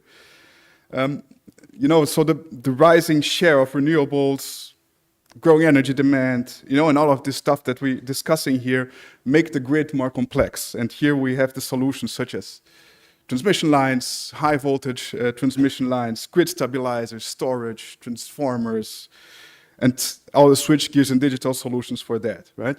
And then the bottom part here, the third big chunk of our company is really about reducing greenhouse gas emissions for the industrial processes, right? So, and here we have a business area called Transformation of Industries. So since industry is responsible for around 30% of global emissions, this is very important. Our offerings here go especially for increasing electrification and efficiency of those industries, as well as getting green fuels that are required for industrial processes. So, for example, here we have inside of this area, we have our electrolyzers to produce green hydrogen, and the entire Power-to-X solution business, electrification, automation, and digitalization solutions, as well as steam turbines and compressors. So just for you to have a view, I don't know if all of you were aware after the carve-out of Siemens, what specifically we have been doing in Siemens Energy. So that's more or less it. But I wanted to, before I go into this slide, talk a little bit more about innovation, right? So besides the ongoing improvements that we're doing, that these business areas are doing in their portfolios, we know that we need to put special efforts into developing new disruptive technologies, simply because we see that what we currently have is not enough for the energy transition. So new technologies are required, right? And we also see that if we don't put a special focus beside the mandates of the business units today, we won't get there. So what we did in this regard was defining worldwide for the company 5, what we call fields of action, which are fields where we want to build innovative technologies, or what we are already building disruptive technologies. And I wanted to present those to you guys. So the first one here, you see the 5 fields of action. The first one goes into the area of decarbonized heat and industrial processes, right? So what we do here mainly is electrification of heat using technologies such as heat pumps, electric heaters, turbochargers, long-term storage, but also recovering waste heat from processes, developing fuel cells, and also solid oxide fuel cells. And at the end of it, of course, also other substitution of current industrial processes with new technologies or greener technologies, such as rotating olefin crackers, carbon capture for industries, and steam boosters. So if you move to the second one, talk about energy storage. So here we have a variety of solutions that span across the range of kilowatts to gigawatts on a time span of discharge from milliseconds to weeks, right? And since you have this broad span where you need storage, you have different technologies. For example, we're working on thermal storage solution, pumped heat energy storage, batteries, flywheels, storage in form of hydrogen, or even other derived chemicals. When we then move over here to the power-to-X field of action, innovations that are being developed here, in this case, are really related to CO2 to ethylene, electrolysis, direct air, carbon capture, BECCS technology, ammonia cracking, and certification of green energy, right? Which is also important, so you can have the policies afterwards to certified energy. Moving to the 4th field of action, it's about the grids. So what we are looking here is really the data management and information exchange between low, medium, and high voltage levels of the grid, and also alternative energy system for connecting renewables to the grid and sector coupling. We also look into digital substations, conductors, and new materials that are greener to produce our equipments. Well, and last but not least, sorry for telling you about our technologies. It's just for you to have a glimpse in what is our focus on technology development right now. And the last one here would be condition-based service interventions, which actually is all about, it's based on the development of digital twins, right? So it's more digital topic here, because the digital twins will help us to manage and optimize microgrid, minimize energy consumption and emissions for produced units for different industries, increase energy assets, reliability, availability, and lifetime, right? So everything around this is important for the energy transition, right? And still talking about innovation, what we also realized inside of the company is that we need different approaches and different technologies for different regions, right? So, and that's why we also decentralized our innovation strategy, so it's not more only in the headquarters. What we did is we built 4 innovation centers in different regions, and they are actually responsible for executing our innovation strategy. We don't have one specific in Brazil, but we have one in Orlando that attends Americas, and currently I'm working for this innovation center as well, and my job is to develop these innovations in Latin America with a special focus in Brazil. So, having set all this frame here of what we do and how we are positioned in innovation, I'd like to talk a little bit about my personal challenge at Siemens Energy. And I think that is somehow similar to challenges of many of us here. Yeah? So what I currently need to figure out is what are these fields of actions that we currently have, that we should and could develop here in Brazil, right? Because Brazil would be the appropriate place to do it. And on the other way around, what I also need to find out is, what are the current capabilities we have in the countries that should be a priority focus for us to innovate, but are still not in our radar? Yeah. So this is a hard job, a hard task, because we have many topics, but we don't have a very clear view about where are the really sweet spots where we can innovate something together. And I think this is the challenge also from some of you guys here, and especially on a country level. So I think the whole discussion here is around, okay, what can Brazil and Germany do together? What are the hotspots where we can collaborate to accelerate, or not accelerate, but to increase the impact of the energy transition, right? So it's more or less the same thing that we have to do here. And I think that we already had some very interesting points mentioned here during this 1.5 day of this dialogue. Just to remember some, I saw Veronica showing us very clearly how Germany is focused on creating a green economy, mainly based on hydrogen, so, and that they need to import energy carriers for that. So who could provide this, right? Jacques has mentioned as well that on the other one hand, we have more advanced economies with technologies, economic and financial resources, and the demand for green energy. On the other hand, you have countries such as Brazil with a huge availability of green primary energy resources. So there must be a matching point between those, right? I wasn't able to calculate how much is our potential for green renewable energy, but it surely is much more than we need only to decarbonize our own energy sector here in Brazil, right? So, and different areas will contribute. So I won't even mention solar, Ricardo showed it well, just using the floating areas, how much we could achieve with that. Also wind has a potential to produce energy that is more than twice what we consume today. Biomass surely could also have a good contribution on that. Hydro, we already know it's responsible for a good part of our green energy matrix. So I think it's a huge asset that we have to contribute worldwide, not just for Brazil. Other important insights here, I think very well mentioned by Roberto yesterday, is that we need to look at targets for this decarbonization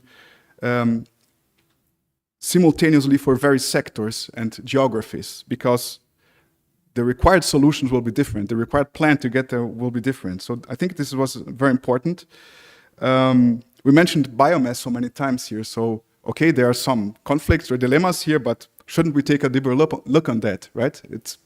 It seems like it could have some solutions even to produce negative emissions. So it would support the industries hard to abate to get to a net zero. So, I mean, there are very rich discussions here. And to conclude here, so my opinion is that the central discussion in this dialogue should be really on having a clear view of what are the relevant energy transition topics that leverage the strength of both countries, right? Brazil and Germany. The same way I'm trying to see what comes from Brazil that could leverage the global innovation strategy for Siemens Energy, what we have globally that can be leveraged here. We should do it the same way for the two countries. And once we clearly understand which are these points, these topics, where we should collaborate bilaterally, we should sit down then and develop the programs to incentivize these topics and turn into reality. From a productive sector perspective, so what would be the role of Siemens Energy is, of course, to contribute in all this dialogue, be part of the discussion, support on the development of technologies, and of course, deploying these technologies to the market to be able to realize the potential. So that's it. I don't know how much time it took me, but thanks for your time and looking also forward for the discussion here. Thank you very much.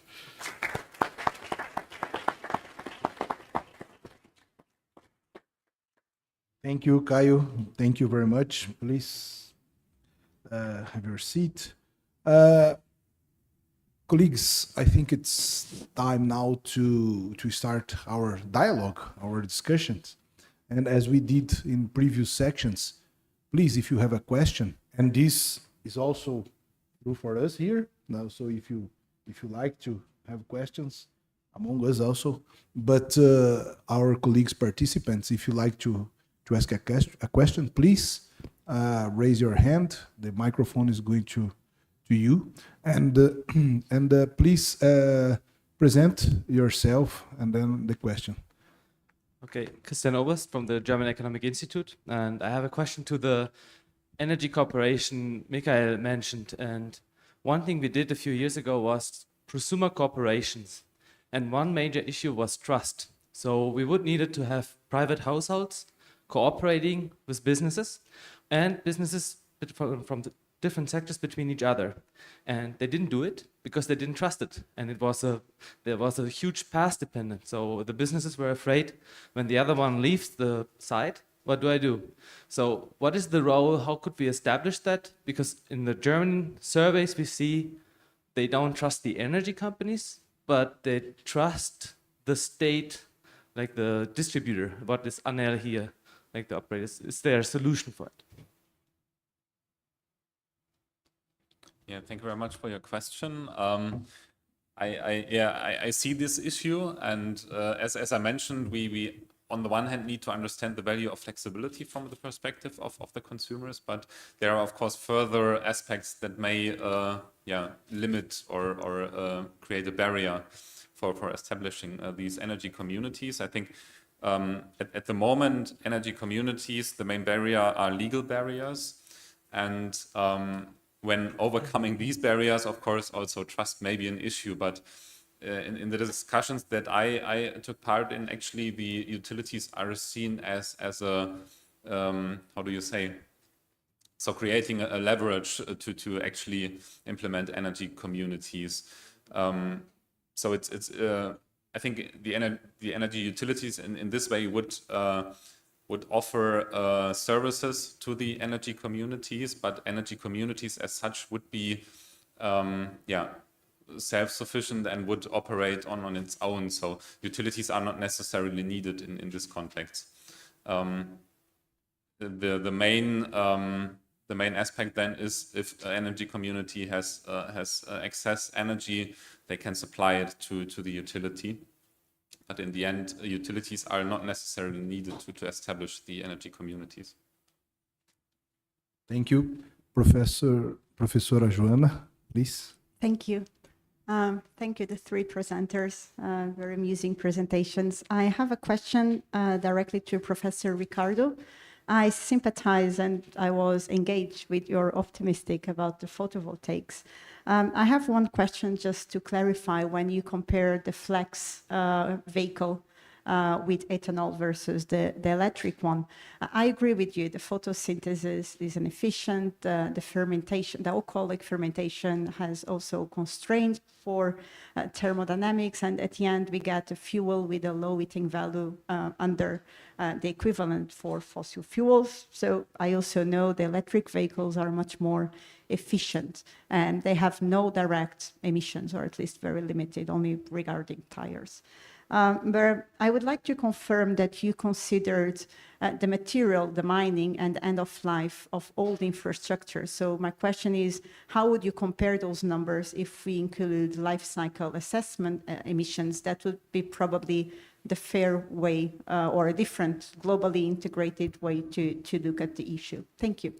Yeah, maybe we should write a paper together on that topic, the two of us, because no, this was just an energy exercise. It's a very simple back of the envelope. You just get the output of the PV and the yield of the ethanol by hectare, and the energy consumption or mileage or range for each source of energy. There's no other considerations in regards to what you are asking. Maybe the ideal condition would be to combine, as you also said, Professor, is to have the agri-PV system. So we have the energy, the solar panels, and under them sugarcane being produced. Professor Julio Meneghini is here, says the main director of the Research Center of Greenhouse Gas Innovation. Just yesterday, Professor, we signed a research project with a large company from with these collaborations with RCGI to do the agri-PV project. We are not going to start with sugarcane because it's too difficult for the first pilot, but to cultivate the area as you showed here, and have the solar panels on the top. So maybe we can combine, and your car can move a little bit more. It's getting better and better all the time. Yeah. So, but I'm not supposed to say too much. They have to. They are the more important person there. Any other questions, comments, please? Marcio, please. So I want to congratulate all for the presentations, especially from Ricardo Rutte. Also, it was a very impressive presentation. But my question goes to Caio. As we talk before the dialogue, you told me many initiatives and projects of Siemens Energy in Brazil in this direction of low carbon energy, green hydrogen, but also others. I would like to hear more some examples of projects that you have in Brazil in this area. Yeah. So we're looking into many aspects here, but one, I think, concrete example, for example, is we have energy site inside of Brusking facilities here, where we use their process steam and also their process gas. They have a mix of more than 70% of hydrogen, and we burn it in our turbines. So turbines that didn't used to burn hydrogen, they are now burning hydrogen, right? So this is one example. We're currently working on a pilot project. I can't tell the name of the company, but on thermal storage. So basically, it will use an electric heater to storage energy. And why is that? Because they have solar energy generation. So an excess of solar energy generation that they want to store to use on moments where they don't have it. So this kind of storage would be a good example of using it. This is the second one. The third one is actually not in Brazil, but we in Chile, we developed, and it's currently operating a hydrogen power plant there. So it's a very interesting case where we produce green hydrogen using wind power there, and this energy is then converted into ammonia and exported and used then in Europe to be converted into green fuels to use in vehicles there. So it's kind of a flagship project, the biggest currently operating hydrogen plant with our electrolyzers. So it's a good showcase. Everyone is going there to visit. And we also capture carbon from the atmosphere there. So this is also because you need the green energy, you need the water, and you need the CO2 that we capture from the atmosphere. So it's a very good case, and we're looking to more than this cases. So we currently see everyone is talking about hydrogen. Everyone is doing their math to see if they can do their first pilot plants or even their industrial scale plants here in Brazil.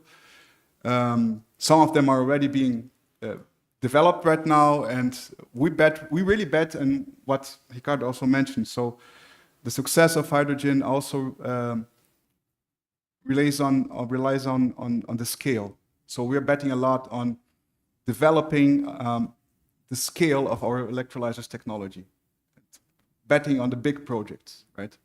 So these are some of the examples of things that we have been doing here, but there are many more that I can share later on. Thank you, Caio.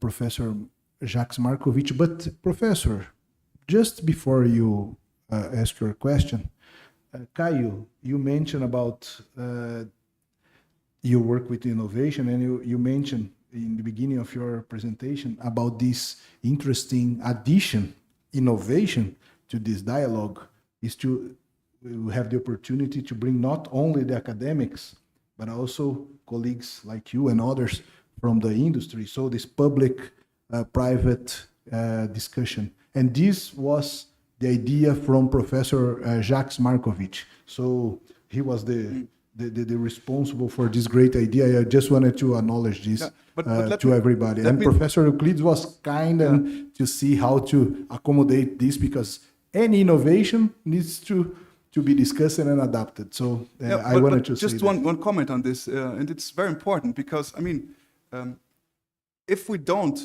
do it together with government and academia, we won't be able to do innovation. So I'm looking forward to do some innovations in the research centers that we have here. So we won't have expertise for that, right? And alone.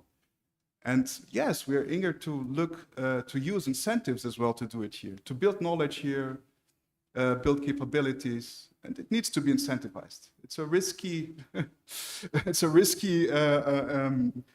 entrepreneurship. So it needs to be. If it's separated, if they are not together, we won't get much far. That's my view, and I learned this over the last 10 years. Thank you. Professor Jacques, please. Well, the question has to do exactly with this theme. First, the question to Professor Ricardo Ruther. You are introducing to us a very concrete example of international cooperation between Brazil and Germany.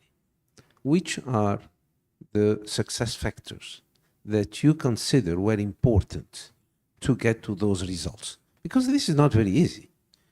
And I think that as a second dimension, your interaction with Marco Polo, because you have another dimension that has to do with what Caio said, is the relation of a university with industry. So if you could share with us, and then I will ask the question to Caio, if you could share with us the drivers, the inhibitors, the success factors, what you learned during this period that you are implementing such an innovative project in these two interactions, first with Germany and second with industry. And to Caio, a similar question. I mean, you are motivated to increase the interaction, academia, research centers, universities. Based on your experience, which are the inhibitors, which are the drivers, and how can we, using the word that we have been discussing, how can we accelerate? How can we improve? You come from our university. The former director of the Polytechnic School is here. So he will be with us in the afternoon. So what do you have to say to engineering school in Brazil? Which is your message for the engineering schools in Brazil? Thank you.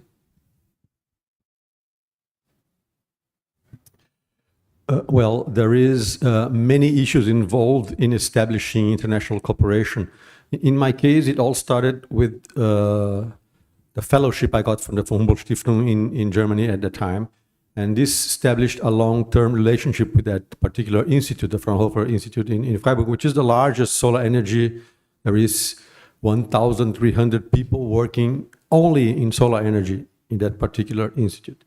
So after that period, I started sending most of my students to a sandwich program there. And this is when DAD and CAPES come into play, because this is the agencies that support academic exchange. And this is very important because you don't get with one person going somewhere, a network of people cooperating. And the von Humboldt Stiftung, it is interesting how that network works because it is forever. You see, I keep getting support from them to get people coming over from Germany to Brazil or us to go to Germany. And with DAD, the same thing. It's on a PhD level only, but for Humboldt is for postdoctoral fellows. And then the industry starts also getting interested. And this is how, in the end, we get the Brazilian industry also seeing that because we have the support of the German government or the German enterprise, they see that, well, it might be a good thing to put some money into those guys' hands because they deliver. And this is where you make all of this come together. But basically, the exchange support is what initiated all this. Well, regarding your question about this relation between companies and universities, I think the main point is really, it's getting better, but still difficult, both sides, because they have sometimes different interests, and it needs to be this way, it's normal, right? But it's still difficult to sit together and define a common concept of what is a valuable research project for both sides. It's still hard to do the matching, and we spend a lot of time, a lot of effort. For example, we're now starting a research center for artificial intelligence, which is also, by the way, co-financed by FAPESP inside of IPT. And we see that the priorities or the way that researchers understand what we should get out of the project and what the companies expect to get out of a project, it still takes a lot of time to evaluate and come to a common sense here, right? And I think this is the main difficulty that I see. The other ones can be solved if we solve this one first. Thank you. So we have a question there. Please present yourself. My name is Antônio Lambertini. Eu gostaria de fazer comentário à excelente apresentação do professor, o professor Ricardo Rutter, da Universidade Federal de Santa Catarina, por quem eu tenho excuse me, I want to make some comments to the presentation of Professor Ricardo Rutter from Santa Catarina Federal University, and I have a great admiration and respect of this university. But I start my profession of engineer in project of Itaipu hydropower plant. And I have a big admiration of this power plant, Itaipu power plant, that is a worldwide example of zero carbon electricity generation. No other power plant can produce more energy than Itaipu hydropower plant. Even in Three Gorges in China, that has a capacity, installed capacity, that is the double of Itaipu hydroelectric power plant. Even Three Gorges in China do not produce more energy than Itaipu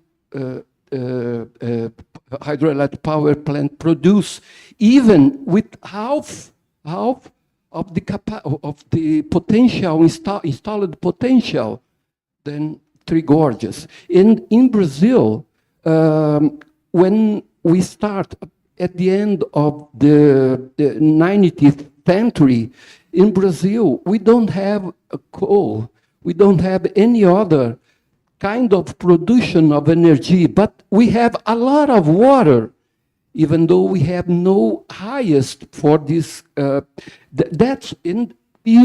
Since the start of 20th century, we use hydroelectric energy produced from hydroelectric power plants, even though we have a lot of reservoir, our big reservoir. And I want to, with all my respect of you, to point my my consideration about the relationship between photovoltaic energy production and Itaipu hydroelectric energy produced. There's no, excuse me, professor, but there's no, I have a very good admiration from Itaipu power plant, and I want to, a kind of, excuse me if, for the objectivity of my words, with all respect that I have to you, professor, and your university, but I want to mention my, it's not a protest, but this comparative form of comparative is not, excuse me, is not, so I have no a good word to say No, this. but thank it's you. not We understood, and I think it's your comment. Excuse me. That's my comment, and I'm sorry if I was it's not educated with my words. No, apologies from my side if I didn't want to offend anyone with that comparison. It's just a comparison about the potential. And everybody has utmost respect for Itaipu. It's 50 years old and is still up and running. And it is our big battery. We actually need it. It is only because of Itaipu and power plants like that that photovoltaics has been able to reach this installed capacity. So all the energy sources have to work together. And as I mentioned, when I showed that slide, far from suggesting anything like that, because PV is much better when it is incorporated in the rooftop in your house or in the place where you go to have fun, to buy groceries, to go to the hospital, everywhere, places like here, than to cover any reservoir with photovoltaic panels. So Itaipu power plant, it is very important to the Brazilian context, and it will remain so for many years to come.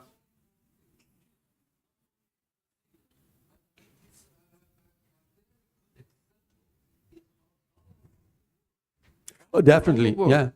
Excuse me, but I have a good, very good admiration for Itaipu hydropower plant. That's why I make. You are not alone in that. Everybody is for Itaipu. The only thing is that you would not be able to build Itaipu again under the current environmental circumstances. But when it was built 50 years ago, it really made a difference for Brazil. It also, we incurred in a big debt, and this is true, which was possible only under those particular circumstances. And now we have finally paid the last installment on Itaipu, but we are all very proud to have Itaipu. But if you permit a comment of mine, you have to have a relationship between photovoltaic power to Santo Antônio hydroelectric power plant. That's a good comparison. Thank you very much. Excuse me for. Thank you. I guess Professor Jacques has a comment on that. Yeah. And then we have the question from Marcio and Daniela, right? Oh, not for you, not from you.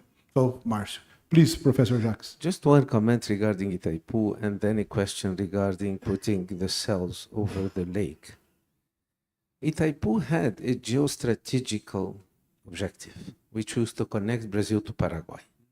There is no way to analyze the origin of Itaipu, because the origin was the Minister of Foreign Affairs. This is where the project was conceived. The idea was to make sure that Paraguay and Brazil would have a better relation, and this was a way to create income for Paraguay. And this is why the whole issue of pricing is now getting onto the table. I just wanted to add this as part of the way to analyze Itaipu. But the question to Professor Ricardo, and I really don't know the answer, so this is why I'm asking. When we cover a lake with photovoltaic, did we study the impact on flora and fauna that happen under? Because we have the case of Balbina and others, where we think that energy is the objective, but we disconsider all the impact on flora and fauna. So do we have a study on what is the impact on flora and fauna if we cover the whole lake with photovoltaic? Yeah, most of the floating PV projects, they cover only a small fraction of the areas. Again, this was only to make a point on the potential, far from suggesting anything similar to that, because you have a lot of eutrophization if you do that. And, but it is being used more and more in farms where they have artificial lakes, where they lose a lot of water due to evaporation. And then they cover a big fraction, a big chunk of the lake with PV, so they don't use arable land for the PV, and they reduce evaporation, and then they get a little bit of better performance because the modules get a little bit cooler and they perform better. Thank you. Marcio, please. Thank you. So before I do my questions, I want to comment that as Antonio wanted to talk, I think he was polite. I thought he would invite you for an event that he is organizing next week to energy storage, the environmental and economic advantage in the Engineering Institute of São Paulo on 25th next week. I think it's a good event as well for the people here. So my question goes to Ricardo Ruta. It's maybe a silly question, but it's, I thinking about this. So I heard from this solution with photovoltaics over the water dams, as we had here in São Paulo, in Brazil, the hydric crisis, and then we could see that were empty. Are you not afraid that these photovoltaics are jammed in the mud, and when it's raining again, that they cannot go with the other up and they will submerge? Yeah, definitely. There are many issues around floating PV that are worrying. And one of the main issues is in Brazil, you really don't need that. The areas where the large-scale power plants are being installed in Brazil are usually, you only have sand. It's basically deserts, right? And the square meter of the floater to support a floating PV panel is more expensive than the square meter of the land where you are going to install that in the Northeast. You see, it really, floating PV doesn't make sense for Brazil at all, except for some niches, like this one in some farms, but it's very small scale. So large scale floating PV in Brazil is not a thing to propose because it's never going to be cost competitive. And in the issue that you just mentioned, it's even worse. But people who are doing floating PV, they have to go first to a very detailed environmental impact study. They have to do IARIMA for floating PV. And you basically need very little environmental impact studies to do a large-scale PV power plant anywhere else. But on water, you do have. Thank you. Professor Buxtek, you would like to make a question? Since you are going to have the word, I have a question for you. You kindly present 3 pillars, right? And I took note here: create local incentives, strength coordination, enhance participation. And I understood that all of them are very important, of course. But in your opinion, which one is the most challenging? And then you have the word, you can do your question, please. Yeah, thank you very much for your question. I would say that actually the first pillar that I focused on, so the local incentives, are a major issue in Europe, because we will have to scale up the expansion of renewable energy sources, and this will actually bring a lot of issues when there are not adequate local incentives in place. So I would argue this is the main aspect, with the focus on the electricity system and electricity markets. Yeah. Thank you. And yeah, actually, maybe now the discussion went back to the market requirements, I would say. So the last 30 minutes, we discussed a lot about technology options and the scaling up of PV. And so I was wondering, when we think about the plans for e-mobility in Brazil and also the expansion of renewables with the focus on PV and wind, because as far as understood, the potential for hydro is almost exploited. So is there actually a debate about the infrastructure needs in Brazil, and also what market design can do to support actually the challenges that are ahead? So a question to the Brazilian colleagues. I don't know if you can answer it, or colleagues from the audience. Yeah, I can try to give of what is the situation in Brazil. Differently from Europe and Germany, we don't have a feed-in tariff. We have a net, a balance system. And here we are at a stage at which we have only 2% of the households with PV. So it's about 85,000 consumer units in the country and about 85 million. And we have 1.85 million with solar PV on their rooftops so far. So it's still a long way to go. We look a lot to Australia, which is a very similar country to Brazil in many aspects. And in Australia, the penetration rate is about 35%. Out of 3 houses, more than 1 has PV. And they are now getting to the point where they need to have local storage, so small storage at home. We, at the moment, have Itaipu and others, like our big battery, which is saving the show here. But in the future, we will have problems, and we will now have constrained transmission lines. And this is why green hydrogen is also looking at dedicated hybrid PV wind farms that will produce hydrogen on site and transport hydrogen, which is much more efficient than transporting electricity. So this is also in the pipeline already, but it is still a long way to go until we have a problem with the penetration of PV and wind in Brazil. Caio, you would like to comment something, or okay?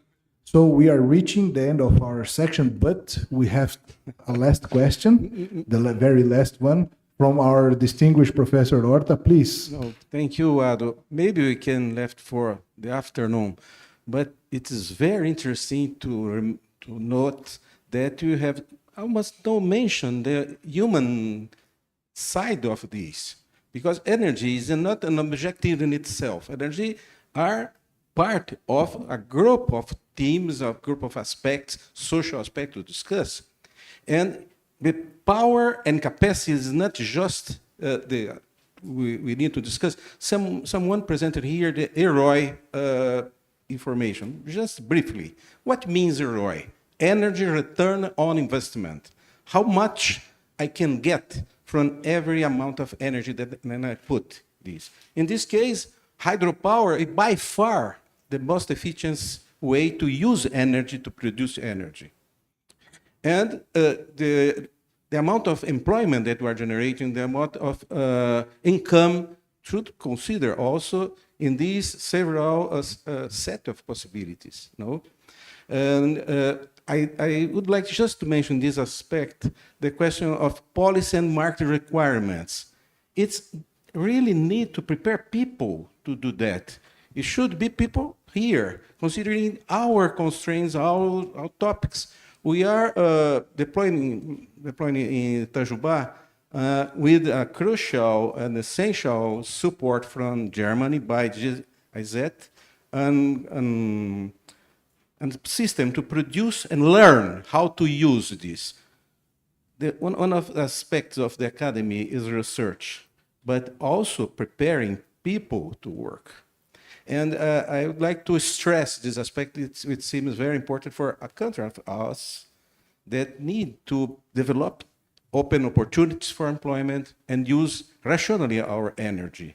Maybe the hydrogen is a very interesting opportunity, but maybe not the same opportunities that are in other countries.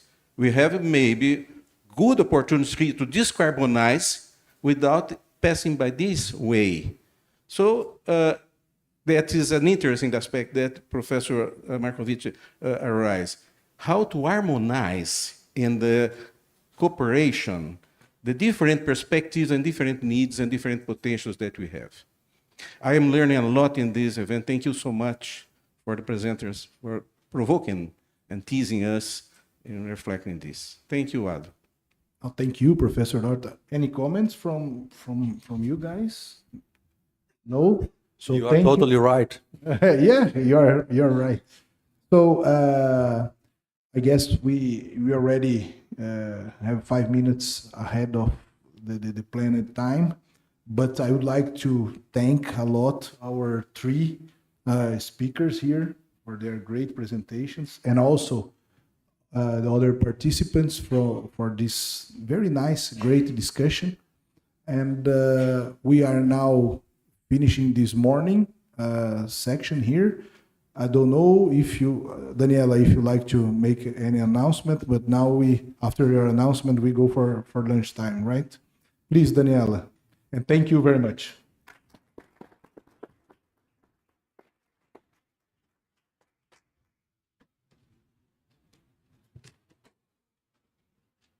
Okay.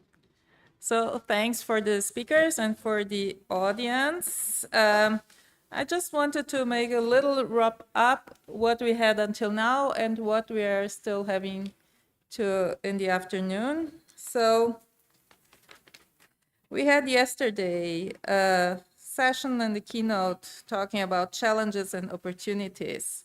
Then later on a session on how we can accelerate this change, which kind of technologies we could use, some problematic aspects in the last panel that should be considered.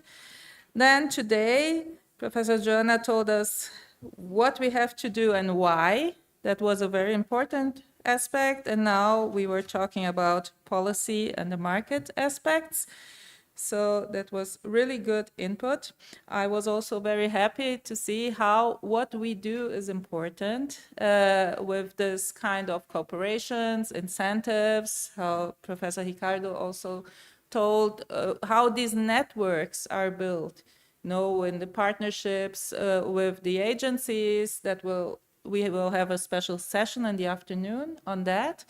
And also the cooperations like we have with FAPESP here about these topics. So in the afternoon, we will talk about how we deal with dependencies and what is the role of circular economy.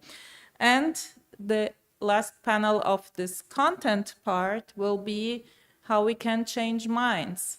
Because one of the big topics we have, like was told in the keynote today, is that there is still not enough awareness of what has to be changed for everyone. So in the last dialogue 2 years ago, we also had this in a keynote. We have very clearly in the scientific research that the problem is humanity.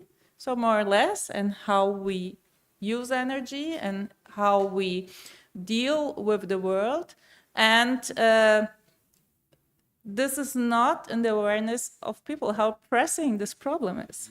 But on the other hand, we have a lot of people researching on that, and also the companies already putting energy in make changes. And I'm also very happy to have these companies together here with the researchers of Academy. And we hope, of course, that we will expand networks, not only between Germany and Brazil, but also between academia and the enterprises we invited. So they're here just on invitation, they're not sponsoring anything. They were really interested in what we are doing. FAPESP and DWIH are sponsoring the researchers to be here, but not the companies. So that's very important to tell. So thank you very much. We will have lunch now. Please be back here at 1:30. And please fill out our survey. That's important for us to improve each dialogue. Thank you very much.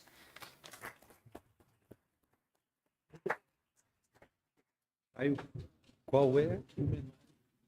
Esse mês. Começa.